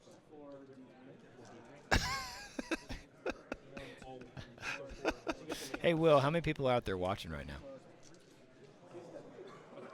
We've got about 8 around the table, and then there's about 15 watching the big screen in the comfy chairs. So just to be clear on why we say that is because I think the wording's not clear, but if you look at the new Chief Librarian, Warlord trait, and Psychic Awakening, which is not in play but is precedent on how they write rules, it specifically says you can go to a different discipline for that extra power.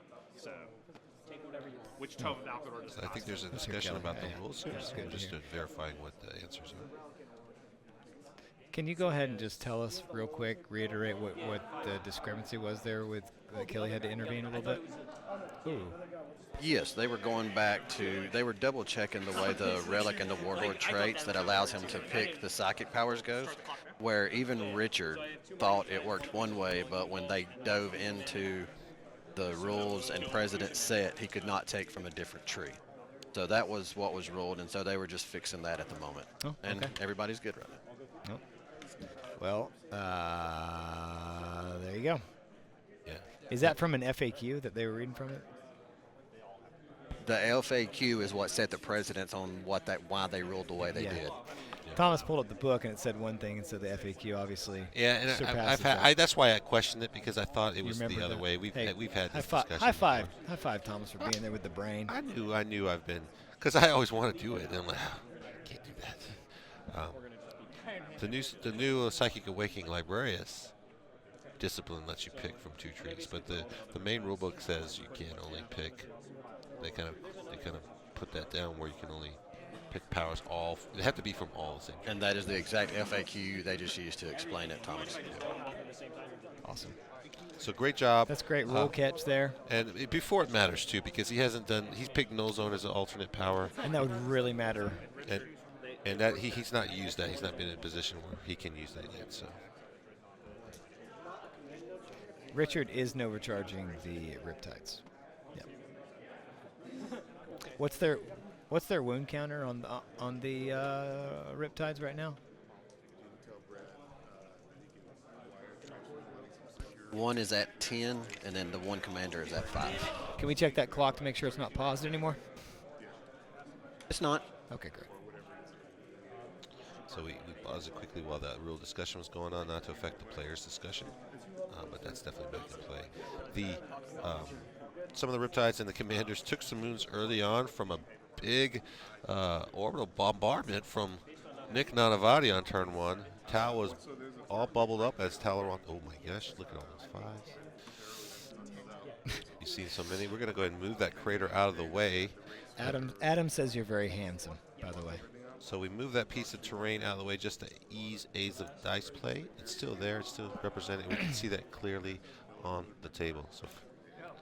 So Super Munchkin, they all did shields, and then one of them did the did the gun in addition by spending Using the stratagem. stratagem. Yeah. And you can see they just picked up this piece of terrain just to really kind of measure and know exactly where and what is behind there to make sure they got the measurements correctly, but they're putting that piece of terrain. That's right. And you do see that he did get that Contemptor. It is gone. And he did do a few wounds to the Relic, or the Redemptor Dreadnought. See these great shots of all the models. SMS is going into the attack bike. The burst cannon is going at the other dreadnought. So we got attack bike kind of hidden over here. So you kind of see some SMS going here while the main gun still fires here.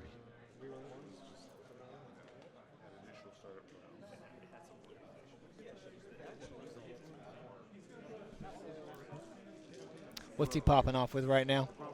He's got the SMS shooting at the attack bike. That was the SMS?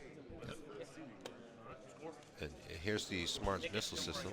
That's all. We're scoring up right now. About to go to the next round. All right, let's pull that some more. Okay, yeah, there you go. You can see that 4 shots. There's the attack bike. So that's the end of turn 2. They're inputting the scores. Big death hex. Death So hex. Richard with the kill one.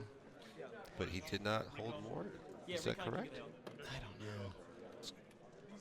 So there's one objective. You see, that's the dead pile here.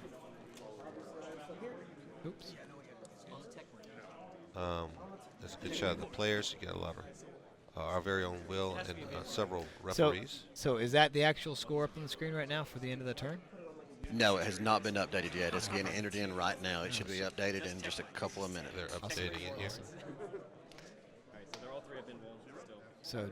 So did So you can look here. So he we can- has we can- 1, yeah. 2, 3 objectives. So he's definitely going to hold more. hold more? And there you see. Nick killed more. Yeah, so they do get 3 to 3. He did pick up another recon, So and he did get a second King of the Hill. The score just updated, fellas. It's 10-8, Richard. Yep, thank you, sir. And is that CP count right? 6 Nanavati, Richard Siegler 1? You're just a real generous opponent. That is correct. 6-1. Wow, he's down to 1 CP left on Richard Siegler's side. You think that will come into play later in the game? maybe. He's been really spending them to kind of double power of the Riptide. I mean, so Richard being up right now, 10-8. He doesn't really use a lot of stratagems. He doesn't normally use that many stratagems. The only thing I can really think of is, you know, he'll save that 1 CP because I think it's only 1 CP to tune them up if they're hurt. Yeah. So Now, Nick did drop 1 unit suppressors. He still has 1 more and the Grav drop pod to drop but in. now It he's is turn now 3. he's forced to drop it. He has to bring him in. Unless so he forgets, it just kills him. And, well, that would be a and short gives game. Richard kill 3. That would give me people's champion. So, Tom is hoping that that Nick Nanavati forgets that he has a drop pod.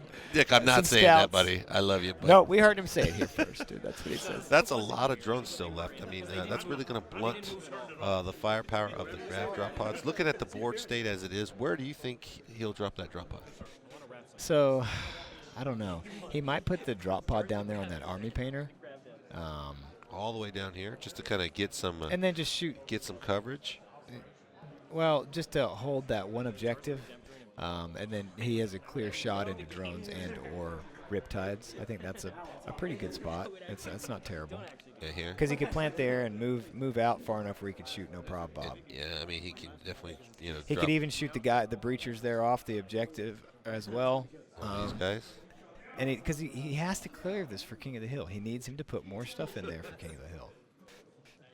He still has a Scorpius and 2 Thunderfires, so those guys are going to keep bombarding it. So he still has a lot of firepower before he has to drop and shoot his heavy weapons. That's right. He also has the Redemptor. Obviously, that thing is still alive, still kicking. It's going to get fixed, and it can dump out a ton of firepower. That'll help screen some drones as well. So after all that shoots, it'll be interesting to see how many drones, what kind of saves Richard can make before the Grav and the suppressors fire down onto this Riptides. And so there we go. You get those servitors. Oh, yeah, watch it. Damien's watching. Yeah, that's right, dude. I was just ooh. Gotta get him lit up. Ooh. I'll have a ref rip that model off the table so fast. I'm You just see, he's kidding, just guys. moving those guys. Remember, this is the outline of the terrain, so he can't overlap that because he can't be caught in the middle of the ruins wall. So he's just pushing those guys at the edge of the wall as close as he can, and then putting that piece of terrain. And interestingly, doesn't matter where the Grav drops now. They're going to be in Cao Yang if he decides to do it, along with that Dreadnought as well. Yeah, the Grav's only 24 inches, so I mean, depending on what he decides to shoot at, but I think he's going to try to pick up a Riptide right now. He's got to try to limit that firepower. I think he's got a ton of shots that he can just drop down So many on the shots. drones, so he's going to be able to whittle them down. The question is, does Richard have enough? Did he learn from last time? He had just strung out enough drones where Nick was very surgical in the units that he targeted, that he was able to get to a Riptide because some of the drones were just out of position. It's all about picking the right units. If they're not all within 3, Drop pod on an objective. you Yeah. might get a Riptide you can pick off. Where do you guys think? So if we split it up, can you write for me, Thomas, just in the 4 quadrants? Start with Army Painter 1, Pro Tabletop 2, Secret Weapon 3, Pop Goes the Monkey 4. Guys, go ahead and post in. Where do you think Nick will drop his drop pod? Where's that sucker going? What section? What quadrant? 1, 2, 3, or 4? 1, 1. They all think it's going to 1, 1, 1. 1. It does kind of string him out. I mean, like even the storm bolts are shooting into those breachers. That's kind of like something you want, right? Like those are easy targets. 3, 4. I could see 4 too, honestly. Because So I mean, so would he just be kind of picking off at this riptide here? One of those riptides is more hurt than the others, right? oh no, there's dudes inside that building. Not 4. Not 4. Yeah. Nope. There's definitely guys inside here. So those you said 4. Yeah. Do you still keep it 4 with dudes in there? No. The suppressor's dropping in an interesting spot. Is that all the way in the back, right? Yeah, it's by the hill in quadrant 1. Well, he wants to still threaten that backfield. He can't let that wall be used against him. Yeah. And it also kind of splits his attention. Is he going to pull a riptide back to try to go after those suppressors and then pull them away from his main castle? Or is he just going to let them fire without effect? Remember, the riptide's range is only 36. These guys' suppressors are 48. He's really just going to use those guys to target from the back. He's done that all tournament long with great success.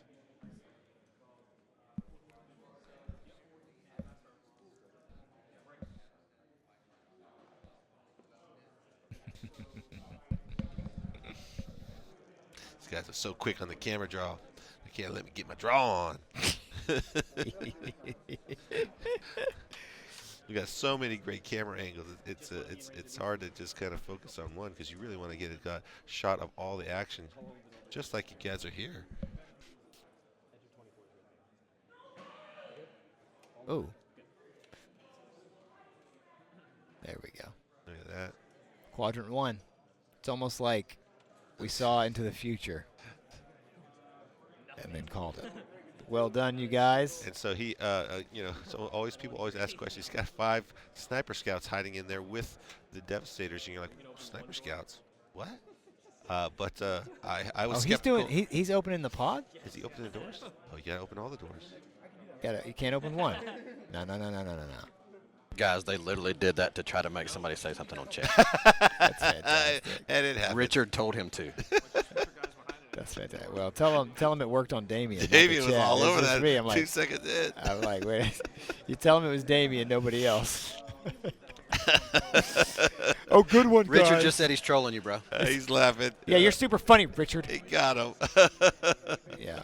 We all know what Richard, the short name for Richard, right? No, we don't. We don't know that. Dick. They go by Dick. Dick Tracy. Come on, his name's Richard Tracy. Come on. Nope, nobody? Nobody thinks that's funny? Oh, man, I thought that was funny. Fine. I'm not laughing at you, I promise. No? This guy says, okay, boomer. We're all laughing with you. That's cool, man. I thought it was a good joke. Well, I'm going to tell it to my kids later. They'll laugh. Guys, he just cast his psychic powers onto the Dreadnought, and now he's shooting the attack bike. So what powers did he cast? Is he +1 to armor save and mighty heroes?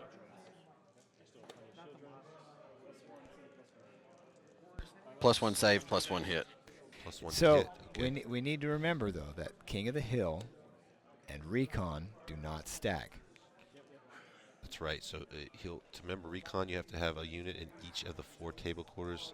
Obviously, that center section is real easy to get a unit in all 4 corners, but they can't share. You can't have one unit cross across multiple quarters. You have to have 4 different units. And then you score that at the end of your turn. And also, King of the Hill, you have to have 2 units in the center. Those units can't also score Recon. They cannot. So you have to make sure you have multiple units there to kind of cover both of those. Usually that's not a pick that you see a lot combined together. The Redemptor is shooting into the white drone unit. Mm-hmm. So where is we see the drop pod dropping in 1, just like everyone said. So we see these guys Redemptor firing into the white drones. Those guys are stacked back here. What's the range on Grav cannons? It is 24 inches. Yeah. You sometimes see a long-range marksman as a successor trait, and that will use to buff the range on those. To put it to 27. He does not have that trait. So these are 24-inch range. So has he scored 3? What are you talking about, Josh? Richard scored 3 because he killed more, or he held more, excuse me. So you can see recon here. You got a unit that's just over the line. You got another unit here on this side. You got a drone unit here to capture that center. He only killed 3 drones out of like 18 wounds. Maybe 14 wounds and only killed 3.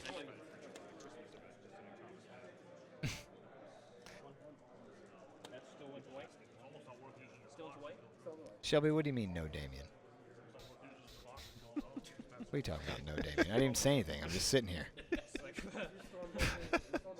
David, he's not used to saying here. No, he's just like. What do you mean no Damien? Drop What are you pod talking about? Stormbolter is shooting at. I haven't even done anything. I don't understand what this is all about. Is he shooting at Stormbolter over here, or is he shooting at drones? They won me 2 games. He's checking last sight on the suppressors. You talking about in quadrant 2 with the pro tabletop thing, Pi, 1903? Where's he shooting those suppressors? At drones? Will. Suppressors at the white drones. Yeah, he's firing. He's trying to punish those white drones. Yeah, he's got a Scorpius killed in there one and 2 with the Thunderfire suppressors. cannons with his Warlord in there. Ooh, some hot saves. He only killed 1. It's amazing. It's literally amazing. How big is each squad now? How many shields in each squad now? So Nick's just talking about how many drones can he get and where those unit separations are. Yeah, Nick's asking how many shield drones are actually left in each unit. Because he does have a mix of different drones, so they're not all shield drones, and that affects their saves. He doesn't always have hot saves, Shelby. I've seen him not do hot saves. I've seen it. We have seen it. Club dice. Get out of here. I'm not messing with that. Oh, my goodness. Did he just hit that feel no pain? It's like, oh, No. I'll lose a drone. Those suppressors took 3 out of the unit. There you go. Pick him up. Pick him up, see? You see his second unit of suppressors here? He moved up.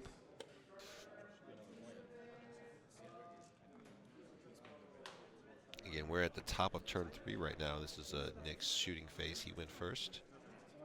He's trying to soften up some of those drones before he fires his Grav Devastators. He still has his Thunderfires and his Scorpius, I believe.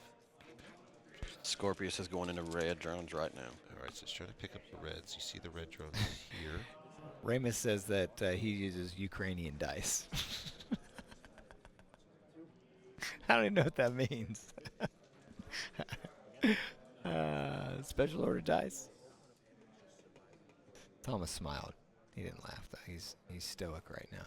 I'm concentrating. You guys can't break him. I'm trying to watch this. You can't break him.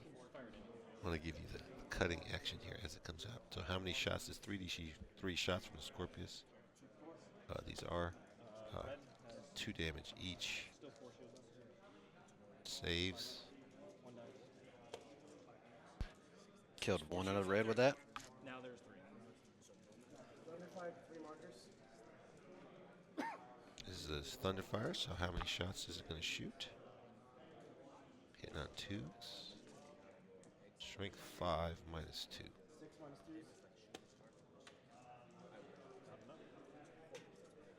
3s. Nice. There we go.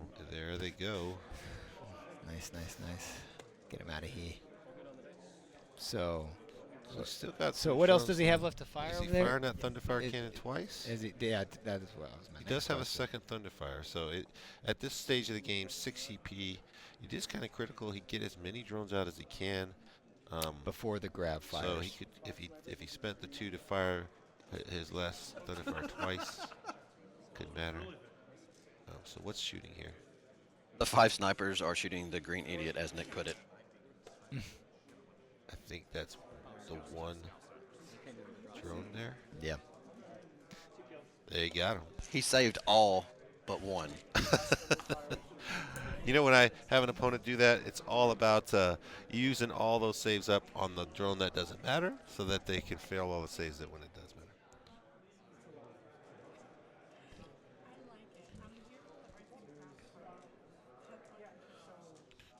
So is this the second Thunderfire cannon?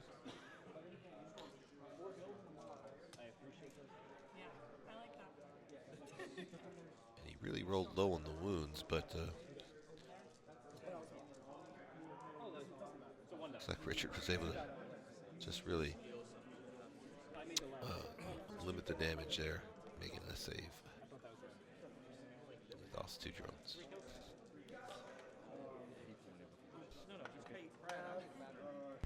That gives him 3 kills so far.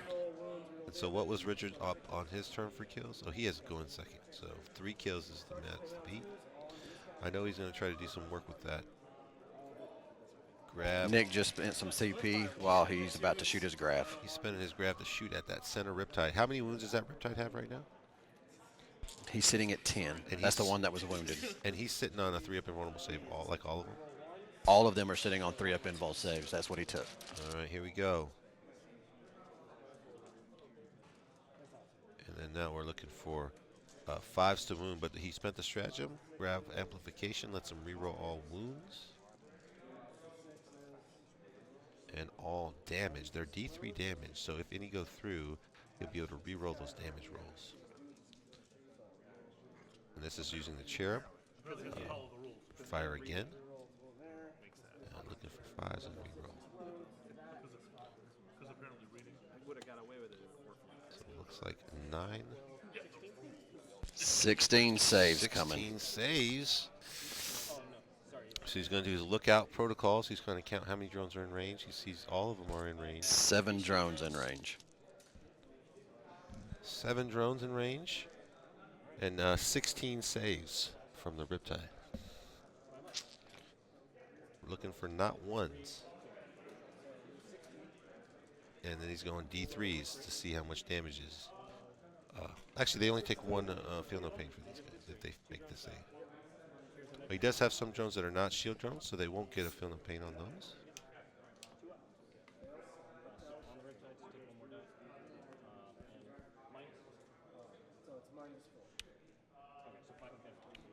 So walk us through that whenever you get a chance, Bill. Right now they're doing them one at a time because he's limited on how many shield drones he has. So what they're doing is he's rolling them one at a time so that if they stay on the Riptide or if they can pass off to the shield drone, because he's limited on how many shield drones he has left in range to look out sir to.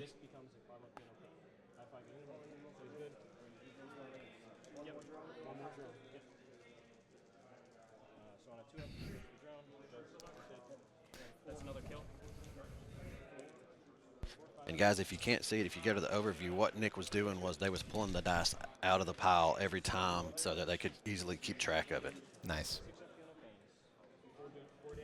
So is that all of it?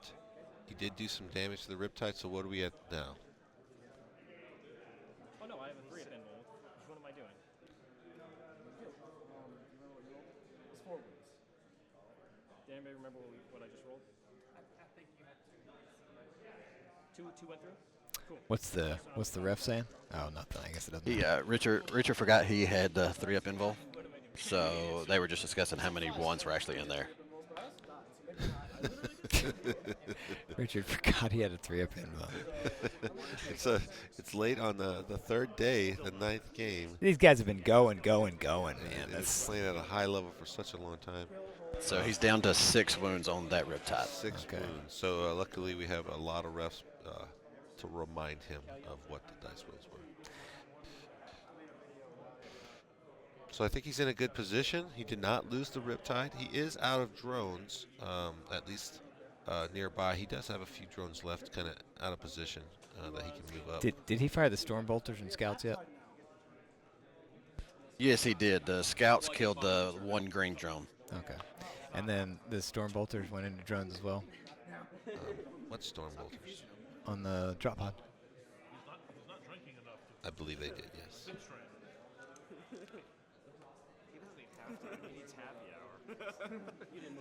All right, so it looks like we're going into Richard's turn. Does he pop? So he killed 3 things. So he killed 1. He holds 1. So we know Richard is going to want to try to kill several things this turn. I don't know if he can get more than 3. He's got to get 4. Yep. He's I mean, he could. He's got 1, 2, 3 easy ones. And then this dreadnought will be tough, but he could do it. No, he's got the suppressors right there on the side that you could easily pick up. Yeah. He could easily go there, yeah. Depending on what that range looks like. The other suppressors on the other side as well, if you wanted to go on that side. I don't know that he does. I He don't needs know to that he bounces back. I Also, this he could fly over it though. he could. I mean, you I don't know that he just wants to jump here. Yeah, he could just jump there. I don't know that he wants to do that, but he could, because then he can't fire Overwatch if that dreadnought comes wailing in, and the Smash Captain's waiting too. So Yeah, carry on. Let him act. I need to. Let him act at full profile. he does have to be very careful about what he does. This turn is He like spent his last CP to act it full on the Yep. Riptide that took damage. for sure, absolutely.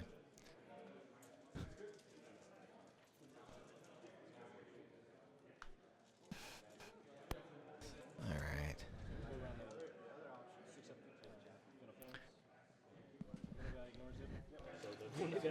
So 11, 6, 11. So joining us here is the Hey guys, don't worry, Thomas is still here. Got bags of bolts. Things of things. He says crazy things like that, He right? does say things like that. That's true. We got Brad here, you guys. The TO. You been having fun? I've been having fun, yeah. I've been having fun. These games today have been something else. Just so intense. Yeah. You just measure 18. The one thing that I think I would say is this is why we want to do a format like this, to where you don't have to worry about trying to smash somebody out in battle points to win.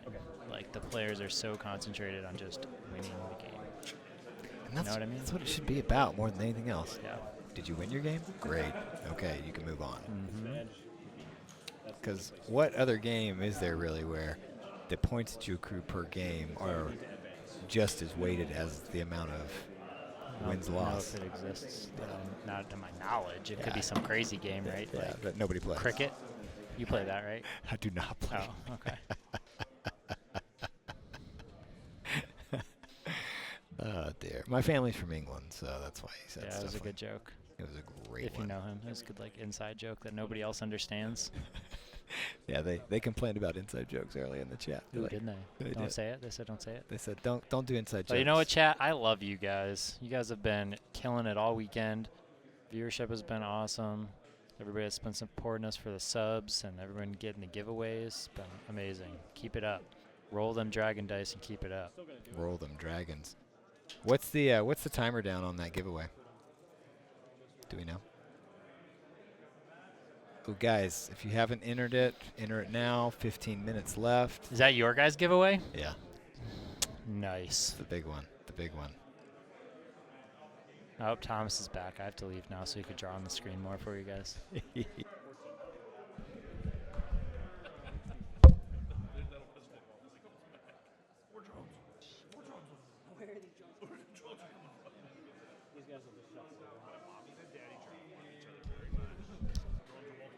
There you go.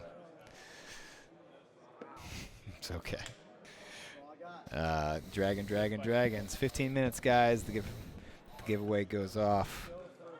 And it will be a night to remember. In the words of Gandalf the Grey. As he said to the hobbits. Actually, just one hobbit. So we do have a halftime coming up. You guys talked about the halftime. Yeah, so at the halftime, we're going to have an interview with the Best Sports. Is that when we're doing that? Was Best Sports in halftime? Yeah. that's what I So thought. we're giving the players a halftime break. That's part of our format for every round. Cool. We're also doing our giveaway, right? Then, so it's cool. He's involved in their stuff. He doesn't care what I have to say. It's all right. Bilbo says, "You idiot." Val, you idiot. Thank you, Glarg, for your contribution.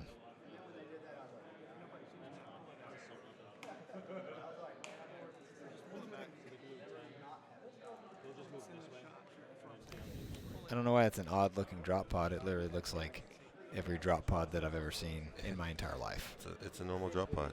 Dude, what do you mean odd-looking drop pod? The can? Oh, get out of here. Get out of here. You're going to make me get in trouble for raising my voice at you. Over here talking about the can. Get out of here, man. What the heck? So Will, give us an update on where we stand right now. We are in Richard's movement phase. He's moving, trying to just determine where he can pick up the kill more. And now he's moving up onto the objectives. He's advancing some of his breachers. Yeah. So I'm seeing him start to move a little bit faster. What's that time clock look like? Nick is sitting at 44. Richard is sitting at 34. Man, Nick has been killing his time, dude. Look at that, dude. Nick is just freaking beasting his time. I can't get over it. I need to learn from him how to do that. I run out of time, or I get close to it. Now we're getting into the shooting. He's shooting his marker lights right now at the Grav dev. Yeah. Yeah, I mean, that's the curse of these guys. They're such dangerous things. It's usually one and done. This is the end. Unless you really erase them. Is he in cover with most of them, though? He's Master Artisan, so he's always in cover. For sure. That's outside of 12. Forgot about that. That's such a powerful thing. You don't even have to worry about terrain. Yeah. Richard did kill the initial dreadnought. Yeah, he shot at the Contemptor, and he actually took it out fairly easily. He had some Riptides left over to kind of fire some shots on the Redemptor. He did do a few wounds, but the Tech Marine there was able to repair it. So what was shooting into the marker lights? Oh, that's just marker lights. Cool. He's got 4 lit up on those suckers. Just bumped the terrain there, knocked a few models out of the way. But yeah, he's lit those guys up. They currently have 4 marker lights, it looks like. That is correct. 4 so far. Devastators.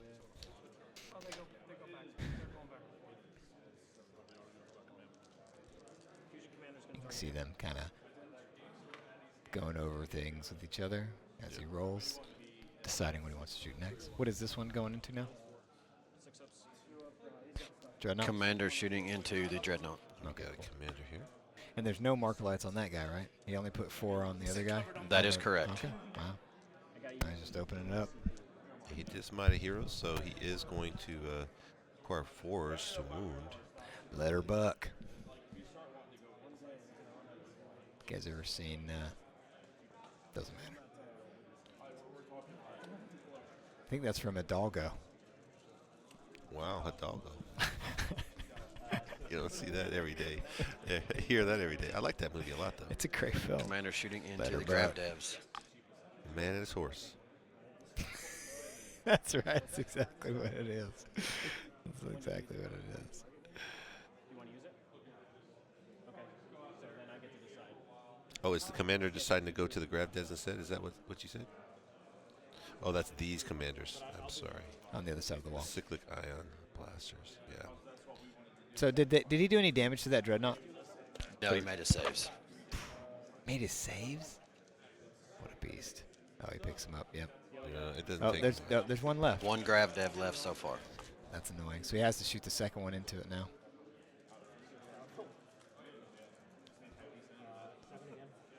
They don't have anything else in range, so He dies.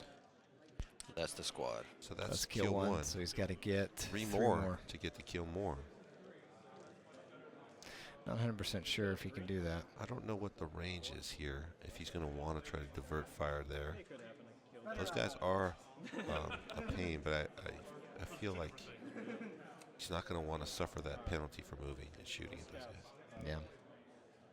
Has he popped the rerolls, or is this saving it? Shooting two SMSs into the scouts. No, did he pop Cal Young? He did pop Cal Young this turn. I thought he would. Yeah, because he didn't move anything. You and need to stay still. just- So you it's got just- SMSs going here at the scout snipers. Yeah, yeah.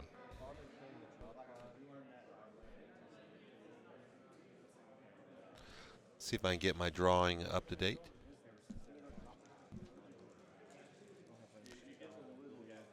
So I think his targets. Obviously, he wants to pick up the Redemptor.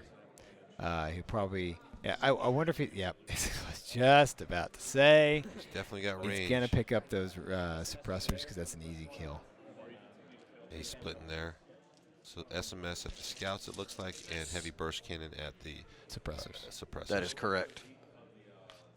I love how he just points and we can see. It's fantastic. The primary objective. Thank you so much, Justin. Thank you, buddy. That's Justin. Justin Kemple. The primary objective. Fantastic.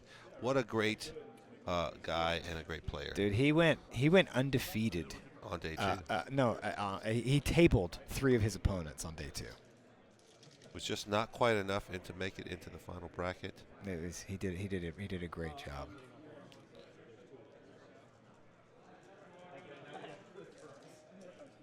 Here we You go. see those scout snipers down there, and He took out 3 of the scout snipers, and now are his shots at the suppressors, and he just scooped the suppressors. just like that. Yeah. Easy peasy lemon squeezy. That's the Kill only 2. way you used to keep those guys alive is I'm 48 inches away and you can't reach me. Nick's up on kills at this point, still 4-2. Yep. No. Did Nick get 4 or did I thought he got 3. Did he stay with 3? No, Nick got 4. Oh, 4. So kill Wait, more is going to be what else tough. did he kill? I thought he. Okay. That's a couple drone units he might have picked off. I guess we just didn't see something. There was 2 of the larger drone units, 1 single, and then 1 2-man. There you go. Okay. Cool. So they got Richards down to 28 minutes. And again, you kind of see These Nick are is going into the systematically going over his Reaper and Butcher's bill. So every turn he's making sure he get at least 2, and he's just whittling down those drones. So Can I just say something here? We have a ref that's literally, if you look up on that screen on A1, look at that. He's changing the clock every time they do their own separate roles. They're controlling the clock. They're controlling the clock, no so question the about players the don't players. even have to worry about it. That's fantastic. And then we have no question about player clock inadvertently bumped. I love that. He's going back to Nick's rolls right now. Nick rolls his rolls. Look, and then he taps it back to see. That was the drop pod still alive. Oh, the drop that's pod a big hanging deal. out. That's It a is. big That's a deal. kill. That's a big deal. That's a big freaking. And And, it's on the and it objective. holds the objective. So right now, what's the objective count look like? It's 3-2. 1-2. So it doesn't really necessarily matter that he holds it at this point. He's about to shoot his breachers into the drop pod. He's getting desperate times. Why not? They got nothing else to shoot at. So you can see there. I'm glad they pulled up that so you can see him roll. So you can see the ref there. He'll change it over when Nick goes to roll his dice. Super cool. Super cool. What great reffing. So you watch this little finger come in the shot. SMS at Oh. the attack bike on the last Riptide? Last Riptide, trying to pick up the 4th to tie on kills. Oh, he's just trying to get something. He's shooting at the drop pod or he's shooting at the bike? This is at the drop pod, right? And you see him just popping that. Oh, there it goes. That's 3. He got That was the drop pod. the pod is down. See, he picked it up. Going to the barrel, trying to get the last few bullets out. There's so much firepower coming out of Richard's army. You really have a lot of utility shooting. So they tied on kills because Richard just whiffed on how many wounds he did. And we are going into halftime, fellas. All right, guys. All right, so they're going to take a little intermission so they can calm and collect themselves. That's something we instituted here, especially on the top table. They might need a second. And so while we do that, we're going to. We got a little halftime show for you guys. We got a little some awards to give out. You know. So Thomas and I, give us a minute. We're gonna go change into our outfits, and we're gonna do a dance for you guys. No dancing. Oh, you're the only one dancing? You don't want me to dance with you? All right, Thomas wants all the glory, so he will be doing the dancing. Just think of the Brazilian Let's party. get our champion, our sports champion. Is that who we're bringing in? That's not our sports. Oh yeah, we're gonna get our best sports champion, and we're also going to do the giveaway for who wins it. Okay, so guys, this is it. This is your last chance to enter this. So if you want to get the people's It's going to be champion cut off in just a minute if you haven't done it. if you haven't got your giveaway in yet, get the people's champion giveaway, explanation giveaway. Who do you want to win? Who's gonna win? Who's gonna paint it? Let's get some screenshots up if you can of Thomas's paint job. Yeah, We've seen Damien's seen painting, Thomas's. but we haven't seen my fantastic painting. All right, guys. You know Welcome back to the studio. that we really are wanting to be the guy that paints the model for you guys. So I love that it's come down to 4-4. It's insane. What a match that we have going on right here. I don't think there's any loser in this because it's a fantastic thing. And I can't even tell who's going to win, right? I have no idea. It is neck and neck. I mean, it is that close. And then to us be tied and going in the last round to see who gets to paint a model for you guys. Literally like the perfect storm. So get your tickets, your raffles in. We're going to raffle the winner. So the lucky winner will get a model of your choice, $50 or less. We will paint that model and send it to you. So fantastic. Let that know. It'll be the winner of our People's Champion choice. I have chosen Richard Siegler. You didn't choose anything. You were forced. We were both forced by the players themselves. Who said I wouldn't have picked that? Oh, no, Nick did say you were picking him. See? He said, who said I wouldn't have picked Richard again? You went against Nick again, even in your theoretical pick. I hope you watch his back, Nick, and you get to see, even in theoretical picks, he's still not picking you. Hey, I don't know what you did, Nick, to bother this man. Pay no attention to him. So while we're getting that going, your last-minute votes, get them in. We're going to paint a model for somebody. Is it going to be you? Start thinking about what you want us to paint.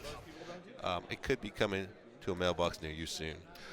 So while we do that, we're going to get our best sports. So when we talk about Warhammer tournaments, especially when we're talking about $10,000 on the line, it's not all about just playing games and winning games. It's about the hobby. Warhammer is more than just winning games, and we value that. I value that immensely. The hobby is important, painting models, being a gentleman about the game. It is a game, and we're going to have fun, and we have a big prize that we're going to hand out to the best sport. So let's cut to Cody. So Cody Saltz, if you haven't met Cody, here he is. Say hello, Cody.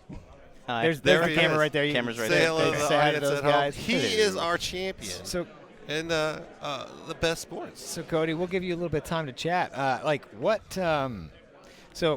Okay, two questions. How did you feel about the tournament this weekend? You've been to lots of tournaments before this, and what were your expectations going in? How did you feel about it? Was the experience good, bad? And then, let's tell people, obviously you've done stuff. How many gold stars did you end up with? Do you know? 44 apparently. Holy cow! I owe most of those to Sean Naden. I think he looked at me and just had 2 sticker books and a devious look in his eye, and I was like, oh, okay. He did play Sean Naden. They had a fantastic game. So I mean, assumingly you got a lot of stars there, you must have been doing something right out there. So and the second question is what did you do to be so nice? What are you doing? How'd you get all those stars? Well, I used to have a really, really bad habit in gaming of getting very angry when things didn't go my way. So honestly, working with some of the Brohammer guys, I worked to curb that behavior, and even it takes a lot of practice. Anybody can be nice when they win, but it takes a lot of practice to keep that gracious demeanor when you're not kicked. Winning. Yeah. So honestly, it's just playing with a good group of guys consistently and spreading that goodwill. Let's get a shot for the folks at home. This is how we did best sports. Is this you right down right here? Look at that, overflowing with stars. There's enough space on the board for all those stars. Much gold. So congratulations. Thank you. To Cody. The prize is $500 donated from Pop Goes a Monkey. So thanks so much to them, and thanks so much to you. And apparently it pays to do your chores. And how have you felt about the event so far? Honestly, I've been very pleasantly surprised. Okay. Well, awesome. Well, we're going to get back. Thanks, Halftime's buddy. wrapping Congratulations. up. Thank you so much. Congratulations on the win. Appreciate you being the best sport. All right. So fantastic. Cody Salt's our winner. Cody Saltz. Thanks so much for having him in here. So now we're going to this right here is now this prize is handed out. This prize is handed out to a man who was I don't know how to word it nicely, so I'm going to say the catfish. The man who has hung through all of the games, last man standing. He's fought through it all. He's managed to hold up the bottom of the ranks. Let the people see you, buddy. Right there. There's a camera. You can wave at them all. So tell us your name. Say hello to the audience. I'm Kyle Head. Kyle, nice to see you guys. welcome. Good to see you. So, congratulations. I think you did. So how was your? Of course, congratulations. But what is? Look what he wins. The real. I mean, this is the whole kit. and caboodle. Let's get a shot of this prize. All this terrain, and I mean, this is just fantastic. It's a prize. whole tablescape from Secret Weapon Miniatures. I have this tablescape. I'm used sure it you do. So for- that's yours. Awesome. Thank you. I have so much stuff in my basement. And you how could do you use feel this stuff about for terrain. You could use this for display that's boards. right. It's a fantastic set. So, what was your perception of the tournament? Like, It's actually one of the better tournaments I've been to. thank you. It's been fun. It's at the same level as ATC. Good. Wow, I've great. enjoyed the venue. It's been great. The food was all good. All the players were real friendly.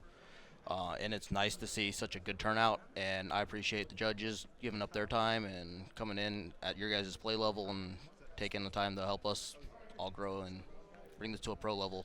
That's awesome. That's awesome. So even though you were like kind of bringing up the bottom of the standings, you still had a great time. And would you come back? You enjoyed it? I enjoyed it. I'll be back next year. Fantastic. I Awesome. mean, you can't ask for anything more than that. You can't. Well, we appreciate you coming in. Congratulations. Congratulations on your big prize. We value every player that comes. There's always the next level. You always can grow as a player, and I value sticking in. Not everyone stuck around for the rest of the game, so that says a lot about your character. Well so done. Well done. Appreciate it. Thank you. We're going to get back. We got halftime wrapping up, and we're going to get to the game, so we'll let you get back out there. They've had their time to collect their thoughts. Thank you, sir. And I'll see you guys Tuesdays. yes, yeah, we'll sir. see you, man. So they've going back to the game now. It looks like Nick is now taking his turn into turn 4, and he will be doing his movement phase now. Will, That is correct. He is just getting into his movement phase, guys. fantastic. Thank you.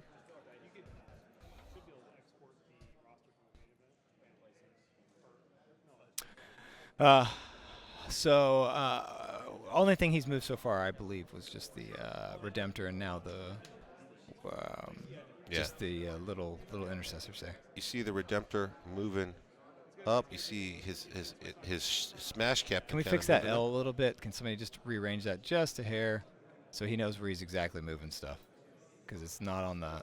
There we go. They need to pull it back in on the edge there. There you go. Thank you so much. So Thomas, he's got to try and stop King of the Hill again, right? Like that's one of the main objectives. We got to try and deny Richard Siegler the points there. Not easy. So I mean, can he stop King of the Hill? Because I guess the Riptide, you can still score with the Riptide, can't you? No, has to be a multi-model unit. Multi-unit. Yeah. So what is his score right now on King of the Hill? Let's pull that up once we get this. So big shout out to our sponsor, RS Andrews. Andrews. Absolutely, you guys. We're good. We got the scores. He has 3 King of the Hills. I don't know that he can stop him. He's got enough drones here. He's going to score at the end of this turn. So unless he kills all his drones and all of these guys, all the breachers. Yeah, he probably could stop Recon. He might. Honest to goodness, though, he might be able to stop it.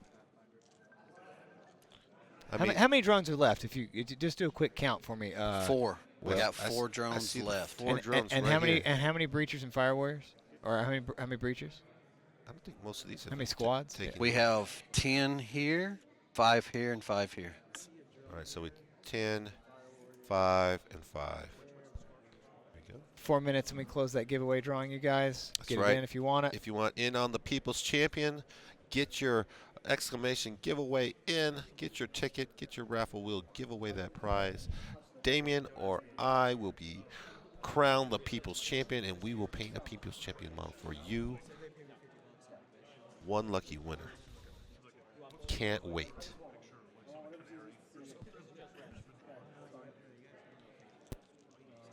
So do we have some shots of Thomas's awesomely painted model so we can entice the winners? That was all Damien's. Those 3 were Damien's. There's another email. I sent 2 emails. Apparently our production guys don't check his email. I already told him. And then when he didn't check all of his email. Sorry, 2. They literally are back to back. Freaking sent you 2 emails, man. my emails to him go straight to the spam box. He's already got a filter that just says, "Oh wait, I forgot to turn that was filter a smite on." on the Riptide, fellas. Smite on the Riptide. Oh, he pulled that librarian up to get. How many smite wins on? did that pull off him? +1 save power fails. Oh, that's actually very critical. He really He only has 2 CP left. So down to CP. CP Richard's loves. out of CP. So what wounds He are- is spending a CP, and he re-rolled a 1 into a 1. Oh. Oh, my goodness. No. So he's And down Richard gained a CP back. He was he out. farmed one back. He didn't want to do that. Oh, no. Now he can power up 1. Oh, that's Oh, bad news. that That's bad. is. That's actually really bad So news. Nick's down to 1. Richard goes back up to 1 CP. Oh, that's bad news, Bears. That's bad news, Bears. So we'll man. update that CP count here Hey, in a second. with Reaper, is he allowed to get? He doesn't have 80 models, does he? I don't think he does. I think he can only get 3 points out of it. I don't know if he does. Well, he's got all those firewares, right? Breachers. And maybe he does have 80 models. And again, even if he only gets 3, I mean, 3's better than 2. says the guy that's not good at math. You But- got me there. But zing! Damien gets one in there. Oh man! The clock is right twice a day, baby. Even a garbage can gets a steak every now and again. All right. I've never heard the garbage can one. That's good. All right. So we've got So, some shots going on. Who's shooting here right now? Big Gatling, little Gatling. Big Gatling, little Gatling. Whoa, we're zooming in. All right, so we got the Storm Redemptor. bolters on white drones. All right, so we're still trying to pick off drones. What's the storm bolter Is he coming from? splitting fire all onto the drones? The dreadnought. Okay, Yes. Not Dreadnought taking- is splitting between breachers and drone. Oh, he's shooting some breachers as well. So he's shooting into the 10-man here, 7 minus 2. and he's also firing some storm bolters and a small Gatling there. Yeah. That's 2 different units of drones right there, right? That's a white unit and a red unit. Yeah. He's got 4 drones left though. Yep. 2 units. That's 4, so 1 breacher left in that unit. Oh, he shot at the ones here on What's the leadership on them? Oh, we got that power. We can pull that up. Let's pull that up. Because it's gone. Oh, he killed those guys. Did he kill it? Or is that different? No, the single guy's still alive. Okay, so It was with the big unit. with that he just bonding shot. knife though, if he rolls a 1 or a 6, I think he's fine. I think. I the think he's just a leadership's- 6 always pass. No, that's what I'm saying. With bonding knife, he's And fine. he made us feel no pains on the drones. He has not done a single drone yet. Friggin' Drones. A, Cotton. Oh my gosh, I Richard's can't always making stand. those clutch saves on So the drones. leadership 7, so he loses 4 drones. So if he rolls a 5, he'll lose that last guy, right? That's right, because the 6 always passes. If he did by the bonding knife. Scorpius is shooting at the unit of breachers. Okay, Scorpius here. Trying to shoot at these guys. Picks them up. Thank you, Turmoil. That means a lot to us, Did he man. get that whole unit? Looks like he's going to go with the Thunderfire. Scorpius Oh, it's shooting at the Scorpion 4-man shooting unit that's again. left. Thank you, Trish. Appreciate that a lot. Here. It really means a lot. There. Looks like he's got. So he picked up. So that's 2 kills so far. 2 units of breachers. Thomas, there's your 3 your units of artwork, breachers buddy. so far. 3 breachers down. So there's some beautiful pictures of my models painted. Very beautiful. Not shy at all. Just some ideas of what you might expect if I am the people's champion. Oh, Rowboat himself. Listen, here's what I'm going to tell you guys about these pictures. Thomas hired a photographer to come in and take pictures of his models. Another unit of breachers. My guys, from models the are taken Thunderfire. on my paint desk with my hand in the way. Sorry, Will. What'd you say, buddy? Say it again. He picked up the last single breacher from the Thunderfire. Oh, nice. All the Nice. breachers are down, so he's willing his way up with the Reapers. So now it's about. Has he fired that second unit of suppressors yet? What do they even see? I guess commanders. Thunderfire shooting at a unit of drones. All right, so he's trying to pick up The drones. These guys with the Thunderfire. Got drones here. He made those dice hot. You saw him do that right there. Master Artisan, he picks up and rolls that second one. Looks like 7 6 saves to 7 make. saves. Can he do Oh, it? pick him up. Oh, that's a lot of fails. Pick him up. Pick him up. That drone's down. He failed just enough of his feel no pains to lose the 2. Oh, we have a winner. Ire and Fire. Those models I painted myself. Thank you very much. You have won the People's Champion. Oh, yes. Iron Fire, Congratulations. Congratulations. You have Either- no idea how lucky you are. Damien and I are going to slave away on a model of your choice, so be thinking about it. If you know what it is, let us know. You better respond in chat, though, or else we're going to pick another person. On the spot. I want to see a thank you. I want to know what you got. I'm just kidding. I want to know what he wants us to paint. Yeah. Post in chat, what do you want us to paint? What model would you want? You got $50 on a model, so go look on GW's website. We don't do China cast either stuff, so don't be like, oh, I want this $4 model. We're providing the model, so he doesn't have to worry about that. I know. Well, I'm just saying. Like, don't, whatever. Oh, he's like this Warhound Titan. Only cost me $50. That's Where is he? Where is the guy, man? Am I not seeing his name? I don't know. All these guys. All these other guys are confusing me with what they want. They're like trying to get you to pick something that they want. I don't understand that. He said it right here. You heard him say they're going to get you to paint. Thomas just admitted, I'm winning this. You heard him. Was that a Freudian slip? I'm winning this. I mean, is there a question? You just said you. So People's champion. Was that a royal you? I'm contended I've won the People's Champion from the start. Oh, did he say Cold Star Commander? Is that what he said? Oh, really? You want me to? Oh, that's what Shelby is saying. No, but I see right here. Look, Naberation said Iron Fight. Like that's what did he we said. miss it? Yeah, we missed it. I couldn't. There it is. I see it. I see it right there. Fantastic. No, Cold Star Commander. So Congratulations. he's spent to make him act at full profile, so he's out of CP again. That's CP. That's that one freaking CP. Farming that back at that critical time, allowing that Riptide to shoot at full profile. Sorry, we got distracted there. How many kills did he get? 5. 5. That'll be hard to overcome. And he will get. How's he going to? He can't get King of the Hill. He cannot get that 4th King of the Hill. We're not going to see the Riptide ballistics here. Because he killed all the breachers, and there's one drone left with one model in it. No, there's one drone unit with 2 models left. That's all that's left. It doesn't matter. It doesn't matter. Like there's a. Sorry, I didn't mean to be like that towards you. There's no. Yes, you did. Okay, I mean. He can't score King of the Hill because can't score King of the Hill because he didn't have a second unit to get in there. That's right. I'm trying to say. Well, that's correct. Yeah.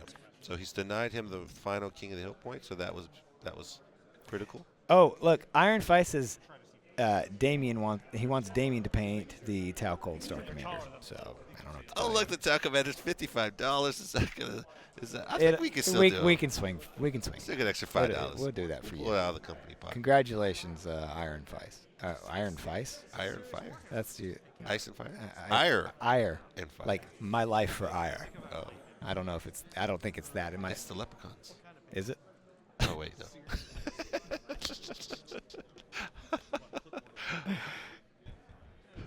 How high would we have gone over the prize? That's none of your business. I was just trying to get the Leprechaun accent out of you. Oh, you wanted me to do it, the Leprechaun. Little bit of Irish. Nobody likes the Irish. Just kidding, guys. He is a redhead. So. I am a redhead. But I am English. I'm not Irish or Scottish. All right, so. Yeah, no problem, bud. Where are we at here? So. What colors do you want?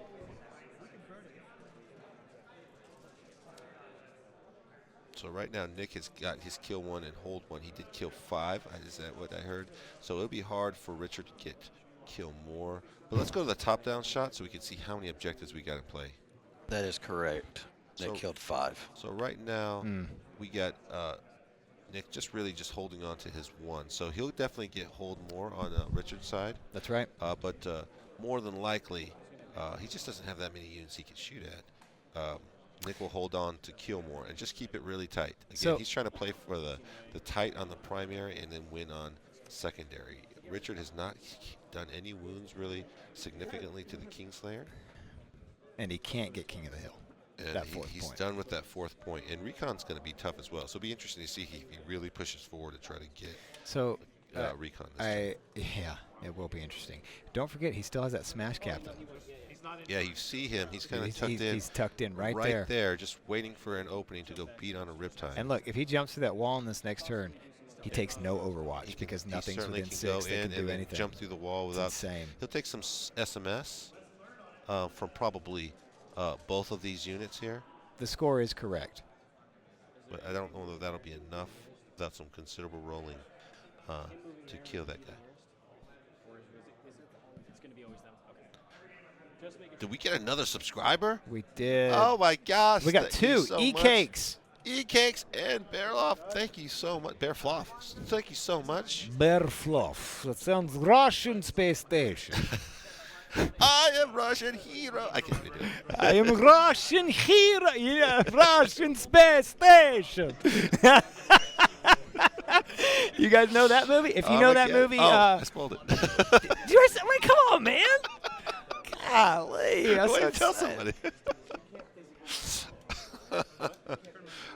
Great movie. Every time that movie comes on, I have to stop whatever I'm watch doing it. and watch it. That's It's fantastic. kind of like Die Hard, like, oh, is gotta he stop going to and fall watch. off Nakatomi or not this time? Well, Hans Gruber. I'll tell you what. I'll tell you one of my favorite scenes in that movie, though, is I just want to feel the power between my legs, brother. Get off the nuclear weapon.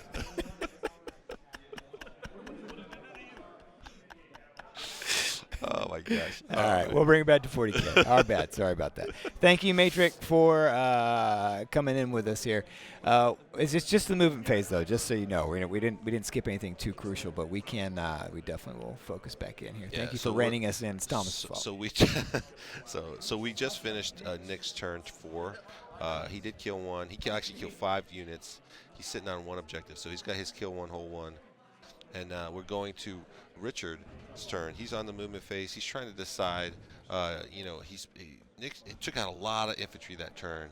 Really forced his hand to keep him from getting King of the Hill. So he's really said, no more King of the Hill for you.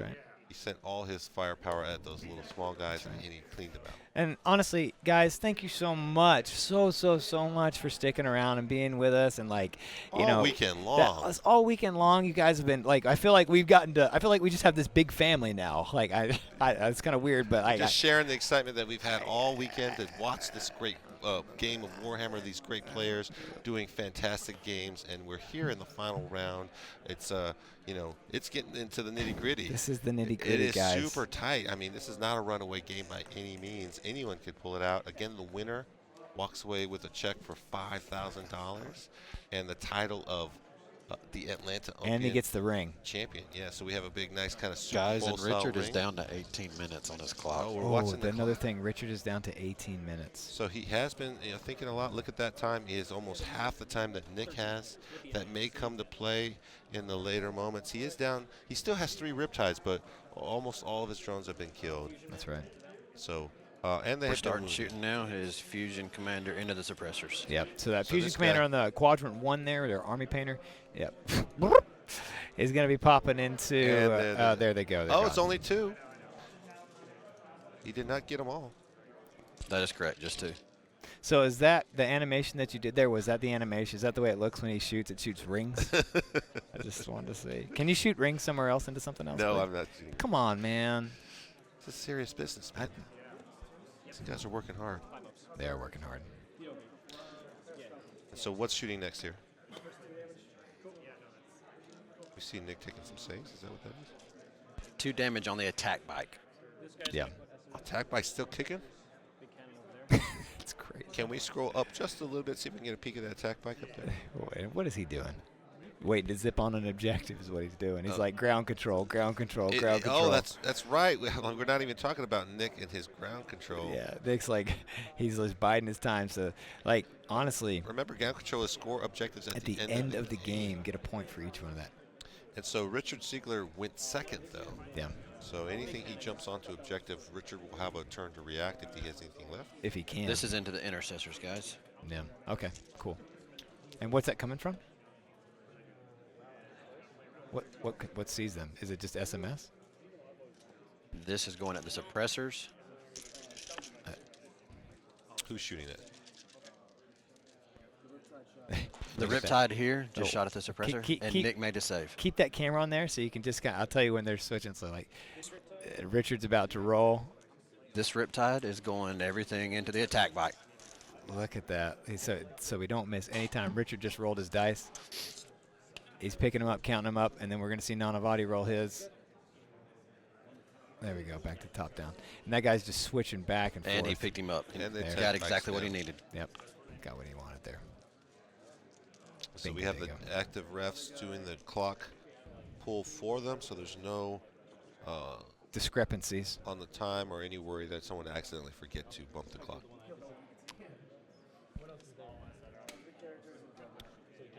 We got to thank our refs as well for All the hard work they've been doing. This hard work, man. It's not easy, especially when people get grumpy, you know, or anything happens, and you have to like do a rule dispute. Like, even though everybody's been very cordial, it's still a difficult job. Yeah, you want to get the rule right, and you want to make sure players are playing by the rules. And you don't have a long time to come up with the answer if you don't know it. That's right. Which most of the time these guys know it, but We got the Riptide going with the SMS and the Intercessors and the Catlin into the Redemptor.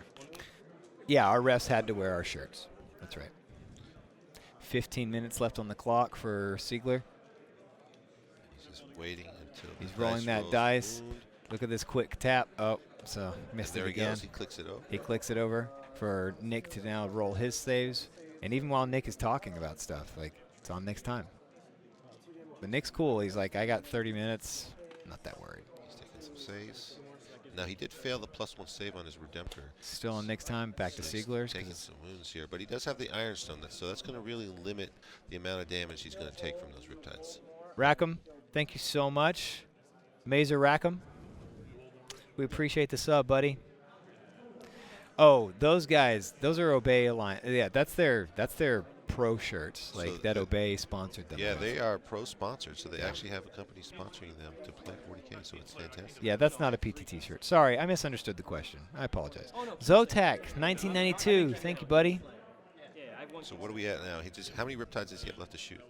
That's all. That's the end of Richard's turn. They're doing the points right now and going into the top of 5 with Nick. All right. Dude, Nick's going to run So away he's with this going to game. get hold more. Nick's going to be able to run away with this game, dude. And but he's not going to get kill more, so he's going to kind of maintain. They'll come back with 3-3, so we're going into turn 5. So we'll see. Wait for that update on the score. And Richard spent his last CP powering up that. He did farm that back from Nick when he failed that reroll. So Nick's like, do I even spend my last He's one? done.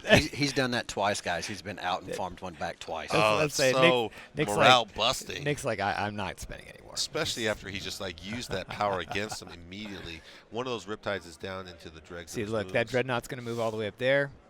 That's exactly right.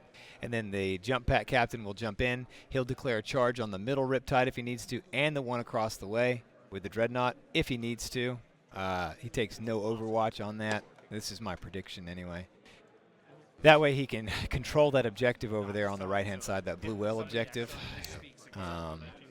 And, I mean, King of the Hill doesn't matter anymore. Guys, it just updated the score, 1917 Richard. Yeah. Now we're going to the top of 5. For sure. Nick has 1 CP. Yeah. So it's really going to come down, can he thin out these Riptides and allow himself the opportunity to pick up points for ground control? Because that's going to be end of the game objectives. Because this is turn 5. This is going into turn 5. Richard did do some wounds on that the Redemptor. He did get healed earlier, so those wounds still count. So he did a few more wounds, so that counted him a point on Kingsland. Can you give me a wound counter on the 3 different Riptides, please? Starting with left to right. Who's left, bro? By the Secret weapon is the first all the way one. over to Blue Whale. Start with Secret Weapon. He's at the board edge. He's at the board edge. So he's just making sure that all his guys are just hanging out, protecting. I'm just going to point it out. From a We're last at second. 11. Hold on. Let's go to the top-down shot. We got to get top down. Go ahead, bud. 11. Yeah. 4. Oh. And 10. Still quite a bit of wounds. I mean, is it though? 5. So on the commander. the 4 guy is dead in combat. I mean, we can all admit that, right? Like, there's nothing really he needs to do except smash that with the hammer. With the hammer. Now, does he? How many of them have 3-up inbone saves right now? By the way, do we know that? How many of them Nova charged with 3-up inbones? They all have 3-up inbones. Okay. All Nova for 3. I believe there's still some guys hiding in that El Ruin on Richard's side. There's no guys except for a commander that he moved over. Oh, really? Okay. There is a commander in the ruins. Look at There's a that. shot of that commander. He's hiding. Very So you got nice. commander here. Good call on that. Commander That there. shot. And this, as Richard just pointed out, this is his warlord commander. He's not going to let That's that down guy to get two a wounds. shot. Warlord doesn't really matter for Nick Down right to now. 2 wounds. But he's going to hang out there and like hold that quarter for recon.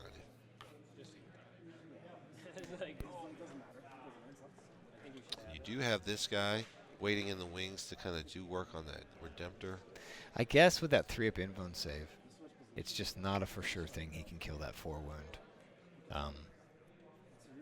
Riptide, It's tough because you have to count on killing a rip. you know? Yeah. But I think I mean, does he need that jump captain to just go to get an objective late game? Because ground control, right now, he's only got, position to get 1 or 2. Unless he really moves up this turn. So he has to kill something. He can't kill any of the. He's got 1 drone left to kill. Yeah. So he can at least kill 1. And then, he could probably pick off that 4 wound Riptide without too much trouble. Did he just? He rolled the advance on the Tech Marine. Oh, okay. That was the tech. Is that his warlord tech marine? No. Tech marine's back there on the. His warlord's back there. Yeah. This guy's just the loads Ironstone guy. He's just trying to position him so he can continue to get his -1 damage on his dreadnought. Just moving him out, keeping him protected in that forest from charges.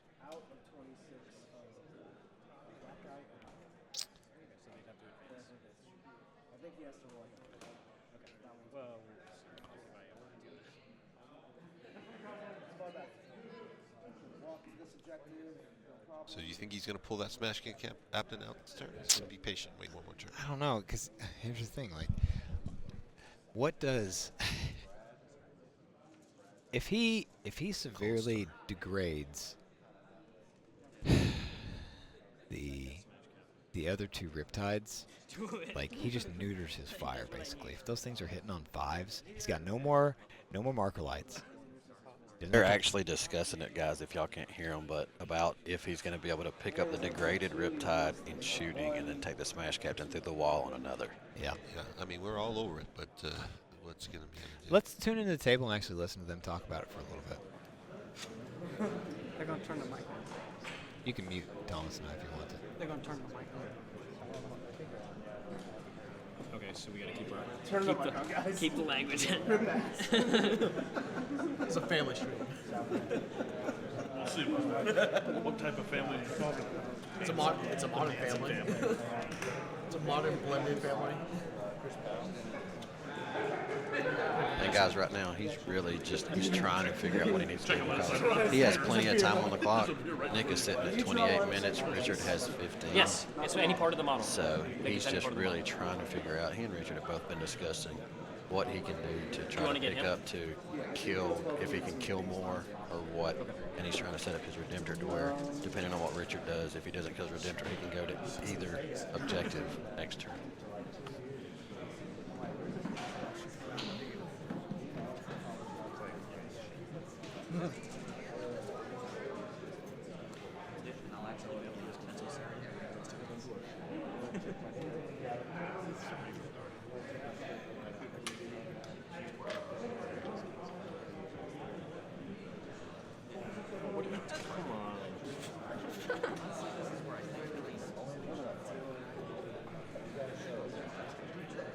I want you to have 0 counter punch.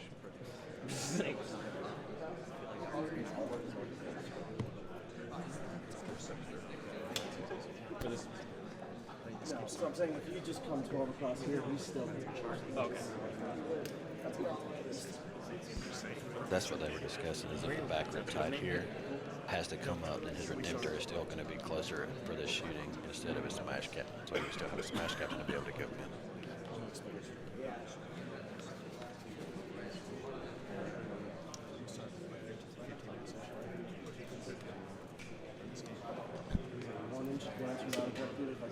All right, we really couldn't hear that discussion that well anyway. So that's what happens when we go to the players. It's So just, there you go. You got a player exposure, and there was no discussion. and they just weren't talking. So Will lied to us. That's basically what we all learned. Thanks for throwing me under the bus, Damien. It's just a small bus. backed up one. Under Really a bus backed is up under what? a bus. Yeah, but Even though it's the short bus, it was under a bus. Oh, you threw that yourself nope. under that. Can't make jokes like that. That's not Stop okay. it. Pump the brakes. Can't do that.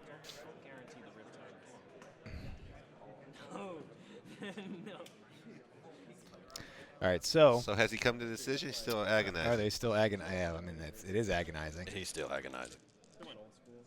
Yeah, but he's got the time to do it, though. Correct. He's sitting on 25. What are these minutes. rolls he's doing for? What's he saying? Is he rolling whether or not he's going to charge or not? On a 3, 4, 5, 6, I'll charge him. Oh, he's gone to shooting? He just killed the drone? What's happening? So He just smited. Okay, Oh, so so Now he's- he's so he's not casted going. +1 so save. he's not doing it. Okay. It's interesting because he's just going to give him hold more again. Unless he shoots blue whale and charges 4. Yeah, he still could charge. I mean, I don't. Yeah, he could still charge him. I don't know why he wouldn't just move closer though. If he was I gonna mean, do if that. he fails it, he's just left here. He can hedge his bets to see how the shooting goes. He does have all this artillery. that he Riptide can is down to take 2 off. wounds. Oh, he's just shooting the riptide there. Okay. So what's sitting right next to those riptides right there? That's a drone. There's one drone here next to the one in the middle of the L. He's shooting his small Stormbolter from the Redemptor at the drone, his Yeah. big guns at the Riptide. Oh yeah. He did kill the drones, and now he's shooting the Gatling at the Riptide.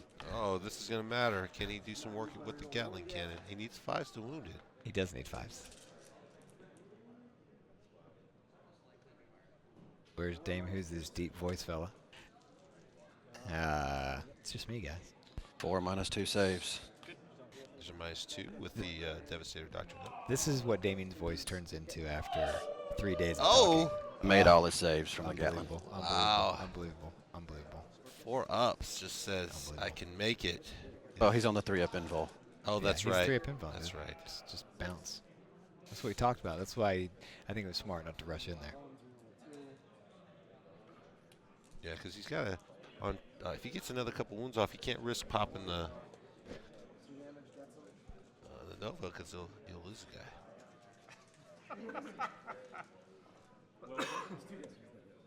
Oh, he did get him. He did get him. He both feel no pains with one going through with a 2 damage shot. And that got that drone too, so that's 2. He killed 2. That was Correct. Scorpius. He's at 2 kills. Now Scorpius into the blue whale riptide. 5s. Blink. One That's Master 3. Artisan. Just 1. Time left on the clock. Did take a wound. That is 2 damage here. What's Siegler's time left on the clock? 14. 14 minutes? Yes. Really? Yeah, Okay. it's 15 minutes going into. I thought he had less. Yeah, than we're on Nick's turn. that. Yeah. No, I know. I just thought he had less than that already. Cool. He is at 14:39 There's that seconds. Siegler Nick. Oh, he's plinking out some more wounds. Camera in camera. You get to see them going head to head. Look at that. Fantastic camera shots. So what do we got here? Thunderfire cannons? Thunderfire going at the Riptide that has 8 wounds left. Minus 5 2s. saves. I see at least 1 or 2 ones. in Takes there. 1 more wound.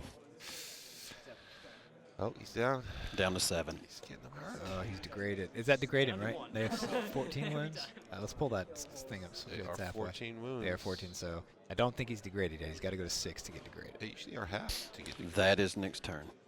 Now we're over to Richard. So bottom of 14. 5. All right, so it's getting close. So he did get 2 kills that turn. He did get 2 kills. He's still biding his time for ground control, so he's only really kind of holding one objective with this character. Richard's like, let me see what's behind this. What does their movement go down to when they're degraded? They do degrade at 6. Yeah, I thought it was 6, yeah. 7's just the halfway point. It's got to go less than that usually. So we're at bottom of 5. We're watching the final table of the Atlanta No, Open. Siegler won't time out, dude. He's got like 4 models. Yeah. Like, You were just reading the chat. What are you doing? they didn't say he has 4 models. This word is 4. It's I, word for word. So literally, I was not. Oh yeah. So thank you, XS Vigo. You gave me my good idea. Oh snap! Oh, it got Red on the line. We had Red in here. He's been John back and forth. He's one of our refs. He had to leave early to catch a flight back. He came from Kentucky He came all the way from no, not Kentucky. He's been moved. Is it Kentucky? No, I thought he moved. I forget where he is. Ohio? I don't know where he's at, but he No, came. No. So he was in Kansas, right? Yeah. I don't know where he's at. Oh, it's Clay right there. Yeah, so Kansas. Yeah. All the way in Kansas to help ref. Then we had Twitch come from North Carolina. Is that right? Is that where Twitch was from? I believe so. Kansas. Thank you, sir. We appreciate it. It was great seeing you. And that guy's, man, I love Red. Red's amazing. It is seemingly doing laps. It might be multiple cans doing laps. Richard did go with the 3-up pinfalls again. Oh, he did. He's taking another wound. So he's taking another wound on each so one. He's down to 6. Does that degrade him? That does degrade it. It's kind of weird. And risk staying alive versus not. I mean, I guess. So he's moving. The degraded. He's degraded, right? We're not missing that? That is correct. He's down to 6. He did take the degrade to go. What does his movement go down to? I mean, I'm sure Richard moved exactly what he needed to move. I just am curious what the movement drops down to. Right down to 10 or 8. Makes sense. Probably 10. 8. 8. It's a big 8 inches. Don't even say something like that. Why would you say that? We know he moved it 8 inches. Of course he did, dude. Golly. Can we just pick on him a little bit, man? For heaven's sakes. All right, so what is this strategy? I mean, obviously he's got to do wounds on the Redemptor. He needs Kingslayer. That's where his points are. He's just got to plink wounds away on the Redemptor. He's going to be able to probably get recon. And this turn, Will, did he fail the +1 save on the Redemptor, or did he get that off? Yes, he did get it So off. actually, so it is wait. Does he not get recon? Because what's in quadrant 2? We're at tabletop quadrant right there. I don't know. I don't know that he has. Because we're looking at the middle, right? The middle, smack dab in the middle of tabletop. If you zoom in, zoom all the way down in for me. Zoom. Perfect. Right there. Perfect. So this is he's. Oh, maybe he's in there. He's in there. Look, the center is right there. That he's he's touching it. Yeah, they discussed it. He's over here, fellas. That's fantastic. Look at that. He's in the corner. That's fantastic. Recon by the barest of minimums. Look at that. Oh, that's right. So that Riptide counts over here.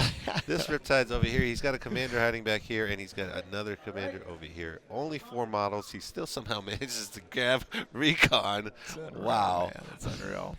He just killed 1 servitor with the burst cannon. Oh, nice. Oh, he's going to just kill one. Yeah. He did get the suppressor with the commander. Ooh, okay. So is that 2 kills? That's 2 kills. But he's got to get 4 That kills? was the end of the turn. Oh, that's it. He's got 10 minutes left. So that's 2 kills to 2 kills. Is that correct? Yeah. No. He killed the Riptide and they're totaling the score. Richard gets hold more, Nick gets kill more. Oh, he did get kill more. Yeah. So another 3/3 turn. So Nick's like, I don't even need to go kill that middle Riptide. So wow. So because we're he's going like, this is ground control. Now. This is the final turn. So he's got to jump on all the objectives to grab his ground control to try to stay alive. He's got to obviously kill one of the Riptides to force the casualties to be a little bit lighter. So does he jump the intercessors on the other side of that wall? Does he jump the tech marines out of the Thunderfire cannon reach? Or at least 1 tech marine. The intercessors will block for being closer. The Redemptor goes over to Army Painter. And the Smash Captain goes over right now, to fellas, Blue it looks like the score is 23-20 Richard. Yeah, so what's going to happen is he's going to jump over that wall. He's still got to get killed. I know. He's going to be able to kill that Riptide on 3. So he's going to jump over this wall and then charge here so he can and then charge back across and then consolidate. Take this objective here. Take that objective. That's what I think. Because he's touching the wall right there. And then this guy is going to move over here to grab this objective. I believe so. Oh. And then the intercessors will move up on R.S. Andrews. Yeah, he'll move up here. And then give him 4 objectives. And then What is that? What is this that guy on do? tabletop? On Pro Tabletop. What is that? That's a Tech Marine. That is the Tech Marine? That is a Tech Marine. Okay. So he's still got 2 Tech Marines operating the The Thunderfire gunners. cannons. Yeah. So I wonder if he's like, okay, I want 2 characters back there, just in case he kills that one. What's that? It's be interesting to see what he does there.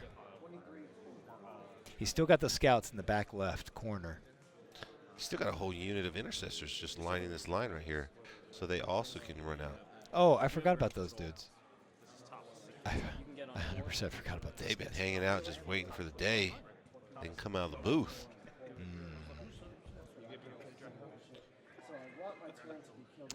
Being the last turn, he can really just take his time here and really plan this out because he had, what, like 23 minutes left or some crazy number like that? So does he have enough movement here to get to the objective with this Redemptor and still shoot? Or Yeah. does he have to run? I think he can do it. He moves 8, right? Yes, he positioned so he could get to either objective if he needed to. Oh, wow. With the Redemptor.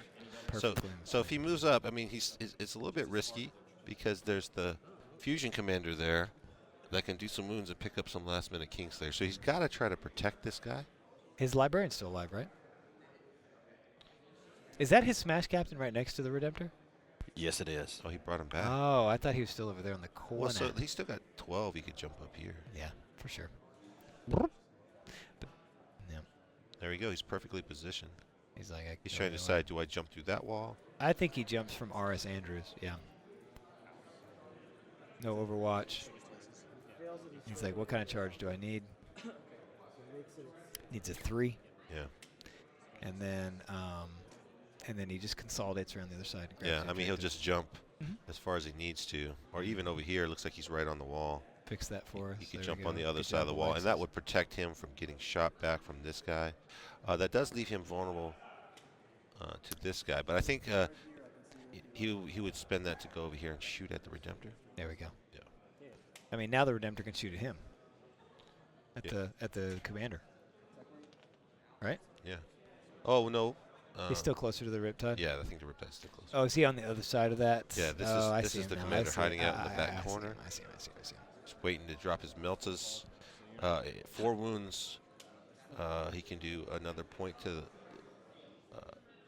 and again, that's a Redemptor, so it does not have an invulnerable save. And really why he stays alive so well, he's getting +1 armor save from the power, and he's getting cover. But he's got 1 CP left. Half damage. Yes. So very true. So powerful. Saving it for the last minute. You see he's moving to make sure he can still fire that Thunderfire Yep, cannon. that's what I was talking about doing right there. That's exactly it. That's exactly it right there. So he can't get both Tech Marines onto the objective. He can move those Thunderfires without penalty because Iron Hands. So what does he need there? That's 10 inches, so he needs a 4.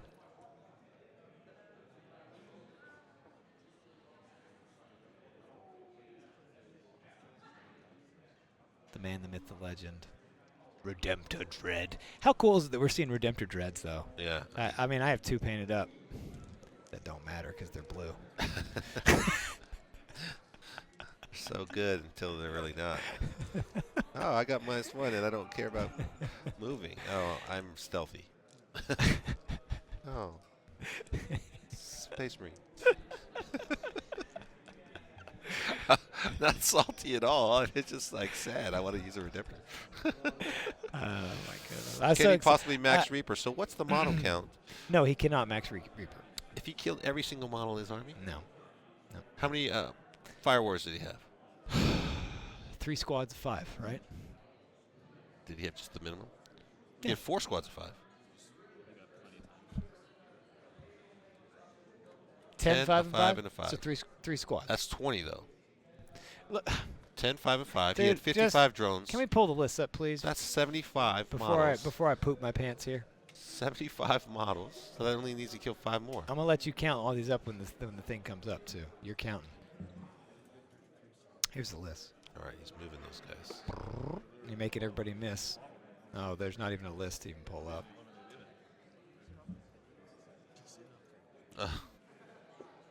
We'll get that. Oh wait, hold on. Get that. 25 breachers and 6 characters. something like that. You don't even know. Oh, here we go. Somebody who is actually paying attention here. 15 Fire Warriors. So it's 3 squads of 5 and 5 Pathfinders. So that's 20. Oh, you put a question mark by it? Does nobody know what they're doing here? 82 models total. 82 models total. So he could max it. Yeah, but there's no. He's not. What is he? He's not going to pick up both of those freaking. He's only got to kill Riptides. 2 out of the 4 models. Yeah. So that 3-up invuln save. Yeah, the chances are low. I think we all agree with that. I feel like.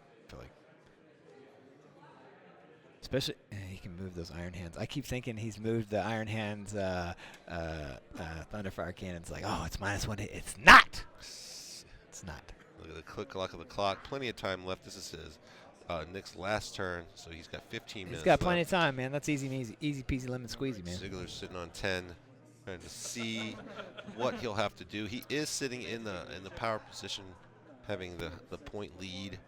It's really going to come down to Nick grabbing as many points as he can for ground control. That's scored objectives at the end. Oh, man. What a stinking game. So what he's doing right now is he's measuring. Oh, wow. Nice play. That's a party foul. Oh, no. Yeah, we could pull the list. I think we don't need the list I don't anymore. think we need it anymore. I think we filled it out. Oh, he just like that model won't stand up anymore. Thank you, though. Classic Nick. That's right. That model offends me. You shall fall down. He's like, well, it's dead, right? Didn't it fall at the table? And that guy's sitting on 9 wounds now? Is that correct? He had 11, so he's around 10 right now, I bet. Is it 10? Or did he boost it again and it's down to 9? 9. Yeah, 9. I see someone's paying attention. We need the yellow Stalker card. bolt rifles. If it fits, it sits. No, you didn't. Yellow card on the table for Nick knocking over the model. Thunderfire shooting here, fellas. All right, let's go. He's trying to Thunderfire pick up into the wounded 6 wound. 6 wounds? Is it 6 wounds? All right. Brow. 5's the wound. Master Artisan. 1 save, he doesn't care. Second one? Second one, shooting. How many shots?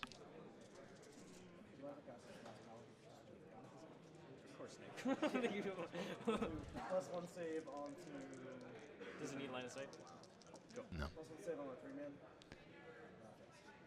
3-man. Did he not fire the second one yet? Oh, there it goes. All hit.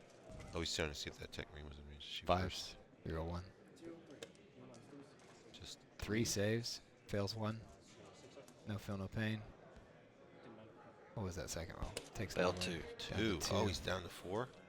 Correct. Down to 4. Down to 4. I think that Redemptor has money work. Oh, so these intercessors with their stalker guns are going to fire on that wounded 8, 9 wound Riptide here. Oh, the other mortal wound in addition? Did he roll a mortal wound? Oh, down there. I did the other one. Down to 7. Down to 7 on the other one. Here. Yeah, Yep. yeah. So we have these guys firing. Yep. Here. At this Riptide. Okay. These are -3. Takes another one. He's degraded. He degraded it, Thomas. Down to 5. Down to 5 Down to because these are 4. 2 damage each. These are stalker guns. Correct. Wow. Now we got some choices. Has he shot the Scorpius yet? No. Or the Redemptor. What's he shooting now? What's this? Is it Scorpius? No. I think this is the other Thunderfire one. No, he already fired that. He just wasn't into it. Whatever it was, it didn't do anything. It could have been these 4 guys here. Where's the Ethereal? Is he right near that Riptide? In the middle? Because he's the one that gives Phil no pain, right? With Sense of Ethereal Stone? is right here next to the Pop Goes the Monkey. Oh, there he is. He's sitting on that back objective. So what gave him that Phil no pain on that Riptide? Is that 12-inch bow for that? Maybe he didn't do Phil no pain. I thought he did, but maybe that's not what it was. It's only a 6-inch bubble for Yeah, me. I thought it was 6 inches. So if I kill, I don't know. Doesn't matter. He didn't get it anyway. he stands here. That was He comes here. But no, it does matter because he needs to do it right. But I don't know if he. It looked like that's what he rolled it for. We were calling it like that, but I don't know if that's what he was actually rolling for. Right. Maybe it was just an extra save that he was trying to do. Richard's again. Credit to Richard. There's just impeccable integrity. I think that's the better play, honestly. Gatlings. So he's going with the Redemptor. Gonna finish up that Riptide.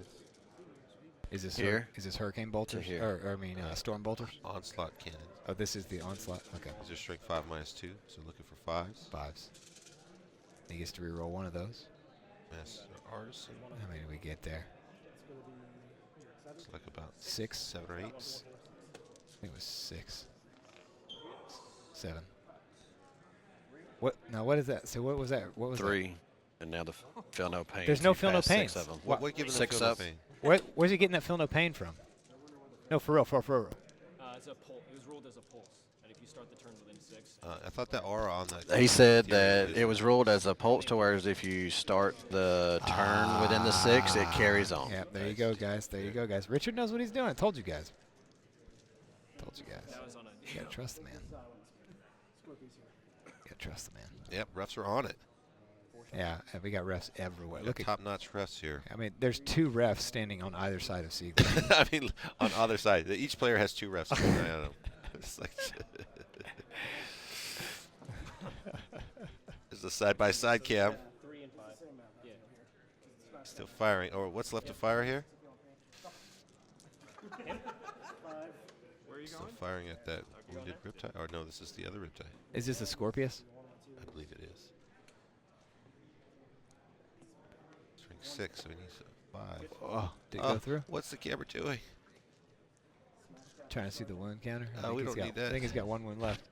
This is the Smash Captain about to charge. All right, Smash Captain, give us a top down. Please. He's coming through the top. One wound, Nick.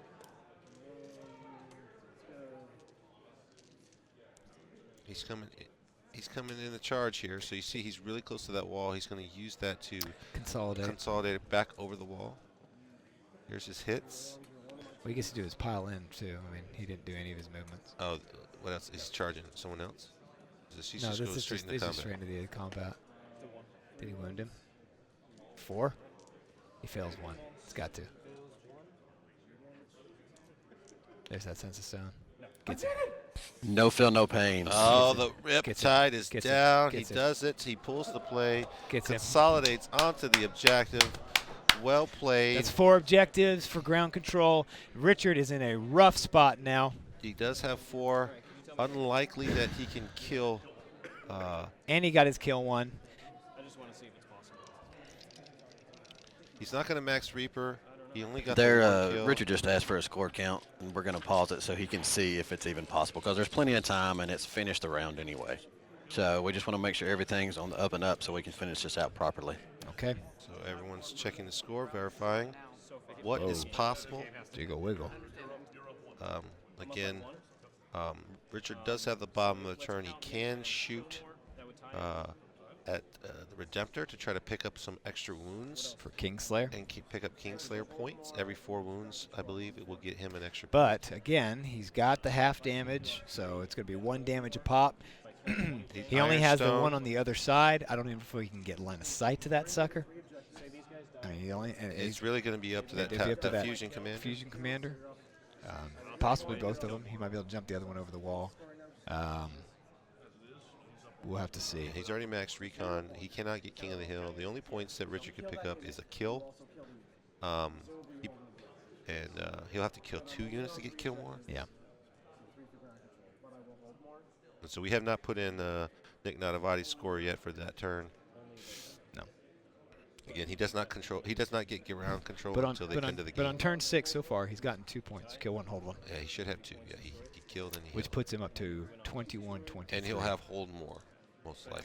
And then as far as ground control, well, I mean, he could potentially. Okay, stop guys, him. if y'all did not hear that, what they came up with is if Richard only kills this 1 unit, then they end up coming down to a draw with his movement and holding. So then Nick would win on kill more. So Richard realizes he has to kill more. Dude. So he's got to kill 2 things. Take control on an objective away from. So he's got to kill one of these squads and then that squad. He has to kill 2 and hold 3 objectives. And look where it comes down. If you look back down the line, you see turn. This guy here. So if you look back down the line, turn 1, he got those 3. He got that 3-point. Turn 3, he got that 3rd point there. And that's where those extra points come in right there to make it like super duper crazy close. Yeah. So we're just. We're not. They might be able to kill him. Dude, it's 3-up invuln saves, right? That's rough. You don't want to go against 3-up invuln saves when you could possibly go into the Redemptor that doesn't get any invuln saves. But it is reduced by. You want to go to the table, see if we can hear them talk? Yeah, let's chime in, please. All right, so Thank put you. the cold star over there. He's gonna be hitting on 3s. Yeah, ethereal ham here. I'm just gonna try and kill No, you. but I'll still hold it. Oh, because he'll kill me off. So Yeah, and you won't. Okay. You'll be on that. Good. Good. Cool. Okay. So. His advance no. Alright, he'll stay there because the commander can. 10 from the corner. Oh, I put him in the corner. Well, he's gonna be as cornered as he can be, but like, he can't be there because circulations. So he could be. It's on the inside, right? Yeah. So he could be there. 10 gets him on. I get on it. Yes. Margin for error there.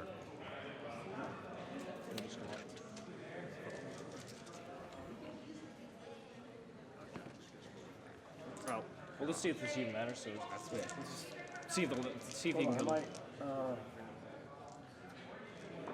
I'll give myself a pain. Yeah, fair enough. All right, he just gave himself feel no pain to try to keep his guys alive. Good, because there's no other heroic sequences over here or anything for combat. I'm outside of heroic. Literally just no pain. Okay. So yes. All right. So. 100. I'm gonna have to use my pure tide chip. I'll hit. No save. All right. You're in melting. It's too easy to be honest. You're welcome. There's the other one. 4 feel no pains. Does that kill him? Makes one of them live. Oh, that is so dumb. All right. Guys, if y'all missed that, Nick just reminded Richard that he was in melter range here. So he did 4 damage instead of 2. If he had not done that, then he would have, because it's roll 2, take the highest. Yeah. If he had not done that, he would have not killed and lost the game. What a show of sportsmanship. We also he had saw a chance to roll his feel no pain. If he made 1, he would have still lived. He did not make it with the 6 up. Again, dragons. That is correct. Is there still one more right there? There's one left, and he has the Riptide to shoot. He hasn't shot the Riptide. That was from the commander shooting. If the Riptide can kill this last guy, he will kill more, and that will seal the game.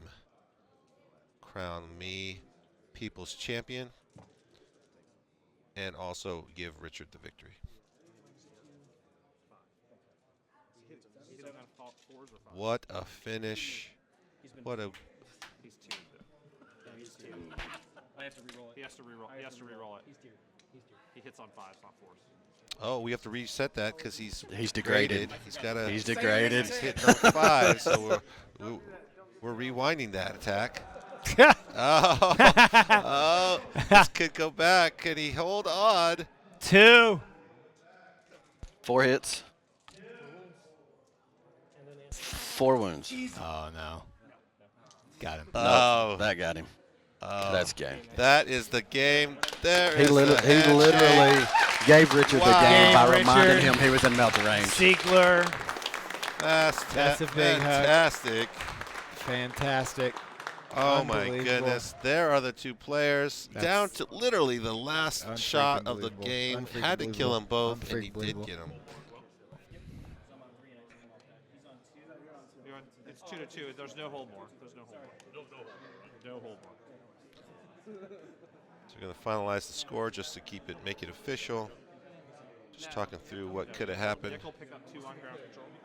So Nick will hold 2 off of ground control. Richard will pick up kill more. And they'll hold the same. And the hug. Still friends. 26-24 is the final, guys. Wow. 26 to 24. Richard Siegler wins Richard it. Siegler. Thomas Bird is the 26-24. People's Champion. Richard Siegler is the Atlanta Open champion. The first Atlanta Open champion is in. Congratulations. It Nick is the comes in Siegler. second. Oh, my goodness. I'm glad you guys in the chat were able to watch that great game Thomas, with us. Thomas will be painting your model, Ice and Fire. Iron Fire. Town Commander. Not Damien. Oh, Nick wants to come in here. Let's get Nick in here as Let's the get Nick in here. second place winner. What a fantastic game. We'll get him mic'd up just a second. So let's cut to this inside studio here. There's Mark congratulating the winner. Will Everyone's giving him coming a up. hug. There's Nick. There's Nick, the Brown What Magic. a fantastic What's up, guys? game. Couldn't How's have it made the going? finals any better. Thank you. What Thank you. a fantastic Proud of you. display of Proud of you. sportsmanship by allowing him the reminder of the Melta being 2-6. Tell me, before anything else, before we talk about anything else, how fun was that game? Dude, that was one of the best games I've had in so long. I love playing Richard. He's a super stand-up guy, super clean 40K. 40K the way it's meant to be played. I love how y'all are helping each other, trying to maximize how you can get the most kills. Absolutely. talking You were through like, each you were like, round. you were like, okay, because you knew that thing was in the corner, so you're like, Right. okay, well, let's just, I'm talking Like about the commander. the commander guy. Yeah, You're yeah. like, okay, well, this is how it would actually sit. Doesn't matter where it is. This is where you This were. is where you were. This And is as if- close as you could possibly be. And that's where you would have And been. that's where you Like, would have come been. on, get out Right, of here. right, right, yeah, right. so it's beautifully done. Fantastic. And then the Melta, you help The him out. Melta. Yeah. And you just had to make a 6. Just roll I a know I dragon. had 5-up, feel no pain. Oh, you had a I had to 5? roll 1 out of 4 5-ups. Just couldn't do it. Here, put this behind you so we look a little yeah, more yeah. professional here. Yeah, yeah. Oh, yeah, so just wanted to see you make it. Well, Damien had you picked, I know, Damien. I'm sorry. I let you lost down. him I to let you People's down. Champion. There is no way you let me down. That You was you that was was the fantastic. most entertaining, fantastic game of 40K I mean, dude, Hands down. It was hands down, dude. I mean, it Awesome, literally came down to like minuscule amounts of points. It literally came down to the Literally last every turn. single roll, thing. It mattered. Every single thing. And so that puts you in second place with a check for $2,500. 2,500 right. bones. You're not walking I'm out not of here walking out empty here handed. without That's a big deal. That's pretty sweet. So now you can get yourself an army painted professionally. Absolutely. You don't have to paint your next I'm a army. hobbyist now. I'm getting the army. Oh, he's painted his own. Well, I'm just saying you don't have to paint your next army if you don't want Man, to. I'm trying to be a hobbyist, and you're trying to discourage me. I love it that he's getting into the hobby more. Oh, wow. You guys heard at home, it. you heard it. He's a hobbyist. That's right. Nick the That's hobbyist. fantastic. So fantastic. Congratulations. Thanks, guys. You guys Dude. did an amazing job on stream. Oh, Thank you man. so much. Thank you. Thank we you. appreciate Thanks it. for the time. Any shout-outs to your crew yeah, outside? so Let's for do it those one of more you time, who man. kind of liked that game you just watched, me and Richard are doing a lot of content creation in the near future for Art of War with Obey Alliance. That's right. Sponsored shirt. Bam. And, we're going to play each other like all time with totally different armies and just, create content, do Twitch streams, do coaching, all that stuff for you. So if you like that, follow us on Art of War, like us on Facebook, Patreon, Twitter, all that jazz. So Art of War, expect Siegler to come on there. The top 2 of Atlanta Open were me and Siegler, and we're the guys leading this Art of War push. It's So, going to be fantastic. So next Along with tournament Mark you're Perry, coming to? though. With Mark Perry, too. Mark Perry, and, he's a really great guy. He's done really well, too. Yeah. Next tournament you be attending? Next tournament I'll be telling. I think next one for me is LVO. I think we're I'll all see you going there. to LVO. And I want you to know, I'm saying it here first. I'm going to win LVO this year. I really am. I got something to say about that. No, I mean, you can say whatever you want, but I'm bringing a list that's just going to win. Yeah. Mm-hmm. He's ready. He's See, ready. he doesn't believe me. He's You got heard, his head in that. He's on. He had to bite his tongue so hard. You and your salamander terminators. Man, what are you doing, man? What are you doing, man? Don't be spoiling What the are you trick. doing, man? I'm talking about the Oh sauce. my Did I God! just ruin it? Did I just You ruin just, it? you just told everybody what I'm doing. I think That's it'll be okay. so All right, let's buddy. go to Richard Siegler. Let's get his thoughts and That's right. congratulate the winner. Nick, Thank you again, Nick. thanks so Guys, much. Thank you. So proud of you. Can't Thank say you. how great it was. Oh, what a class act, Nadavati. So we'll go ahead and get Nick in here. I mean, Nick. I'm just so caught up on Nick. Nick. Let's get some Let's Siegler. get Siegler in here. No stranger to the winner's chair. He's been in here all weekend with us because he's just been slaying it. He's a slayer. Literally the slayer. We got Will on the stream talking. He does not have his headphones on. Somebody grab the machine and get him in here. What do you mean creeps? What are you talking about, creeps? Listen. Look at that guy. We're just having a good time. Just reveling in the glory. We just get in here. That's what we said. Hey, listen, it's time. It's time for the Siegler. Oh, my gosh. Thanks so much for joining us. Let's get Siegler in here. There the champion. There he is. All right. The very first. And he said, go ahead. I was like, the guy who won me, the people's champion, baby. See you, Austin. See you, buddy. He's going to love this. So many people out there congratulate him. Congratulations. Let's go to the final bracket. See how it turned up. So there are the final scores. That's everybody. And you see the path that Ridger had to go through. Not an easy path at all. Very close games. That top game against Austin, that score does not really reflect what happened. It came down to a very critical clutch warp time roll with a reroll that he failed. That cost Austin a lot of points. 5 points on that current, and that really shifted the Don't think it would have really changed the game, the outcome of that game, but I mean, I guess more points, but. I mean, it's a critical turn. It left him in a bad position. But for sure. But that's not what we're here to talk about. Here we are. We're talking to the winner of the Atlanta Open. The man who's going to be wearing a ring soon. $5,000 richer. That's what That's all he wants. You don't want the check. You just had that. There he goes. So you wanted that ring. You want that ring, huh? That's what I wanted. Are you going to wear it to the LVO? No, I'm not. I'm not that guy. Okay, let me ask you. Will you wear it? Dan will wear it. He is. Will you wear it next year when you come back to the Atlanta Open? Possibly. Oh yeah. That's fantastic, and rightly deserved. That's right. I mean, your path that you went through. Why don't you talk about that for the So now you've experienced the entire of the Atlanta Open.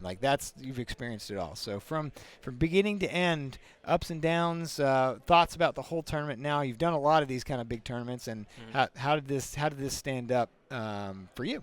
The sheer quality of opponents at this tournament was absolutely insane. So many great players. A ton of the top 50 players were here. So as soon as you started reaching that 3-0 category going into the brackets, you were playing great player after great player. Yeah, no room for There's mistakes. no slouches here. Yeah. Everybody was, solid at minimum. And then there were a ton of great players. So I played a lot of close games. I played a 1-point game against Kurt Klaus.